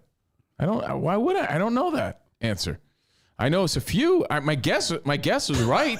I guessed right. So, because you forget if a birthday passed or not. Like you guys did it. I finally admit I'm the peculiar one. I guess I thought that your family and friends and like your parents, I thought like everyone knew the age and birthdays of the people in their life. I know the people closest to me. That's it. And everyone remembers where they were for every Super Bowl. Everybody. Well, I know that's peculiar, but I know not only where they were, who played in it, I know what the that's score weird. was, I where know. it took place. Rich remembers where he was for every Super Bowl and who was there.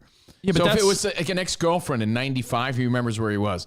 Oh, 95. I was at my buddy Kevin's house. That's when the 49ers. You don't remember that? Actually, are you talking about the 95 season or the 95 How do you not remember? Super Bowl? I don't even remember where I was this year. I mean, I'm not saying it's cool to not know, but 96 Super Bowls at my buddy Kevin's house. That's when the Cowboys beat the Steelers. Now, 95, I was by myself because the 49ers beat the San Diego Chargers 49-26. Facebook remembers birthdays for me, Mark. So, yeah, I agree. I agree, Mark. Absolutely true. Yeah, well, I know. By the way, I know I'm totally weird with the sports scores and all that Fred bullshit. Says you're not weird. But what I don't think I'm weird about. Rich's reaction is weird. Like he gets very like dumbfounded and. Because when you're like, a little kid, I'm the when you're a little crazy guy kid, because I don't know. think the way he thinks. I just think when you're a little kid, so little matters. When if you don't think or live the way Rich thinks or lives, you are out of your mind. So I'm gaslit a lot. I hate that term and word, but it's the only way to describe it here on the show if you pay close attention. I think that's the interesting reaction. I just don't know. I don't know that. Right. Jordan didn't even know. How am I supposed to know? I made an educated guess, and I was right. In-laws and nieces. She just turned 26. In-laws, nieces and nephews, stuff like that. I could see where you're like, oh shit, I forgot. But your siblings' age and birthday to me is like,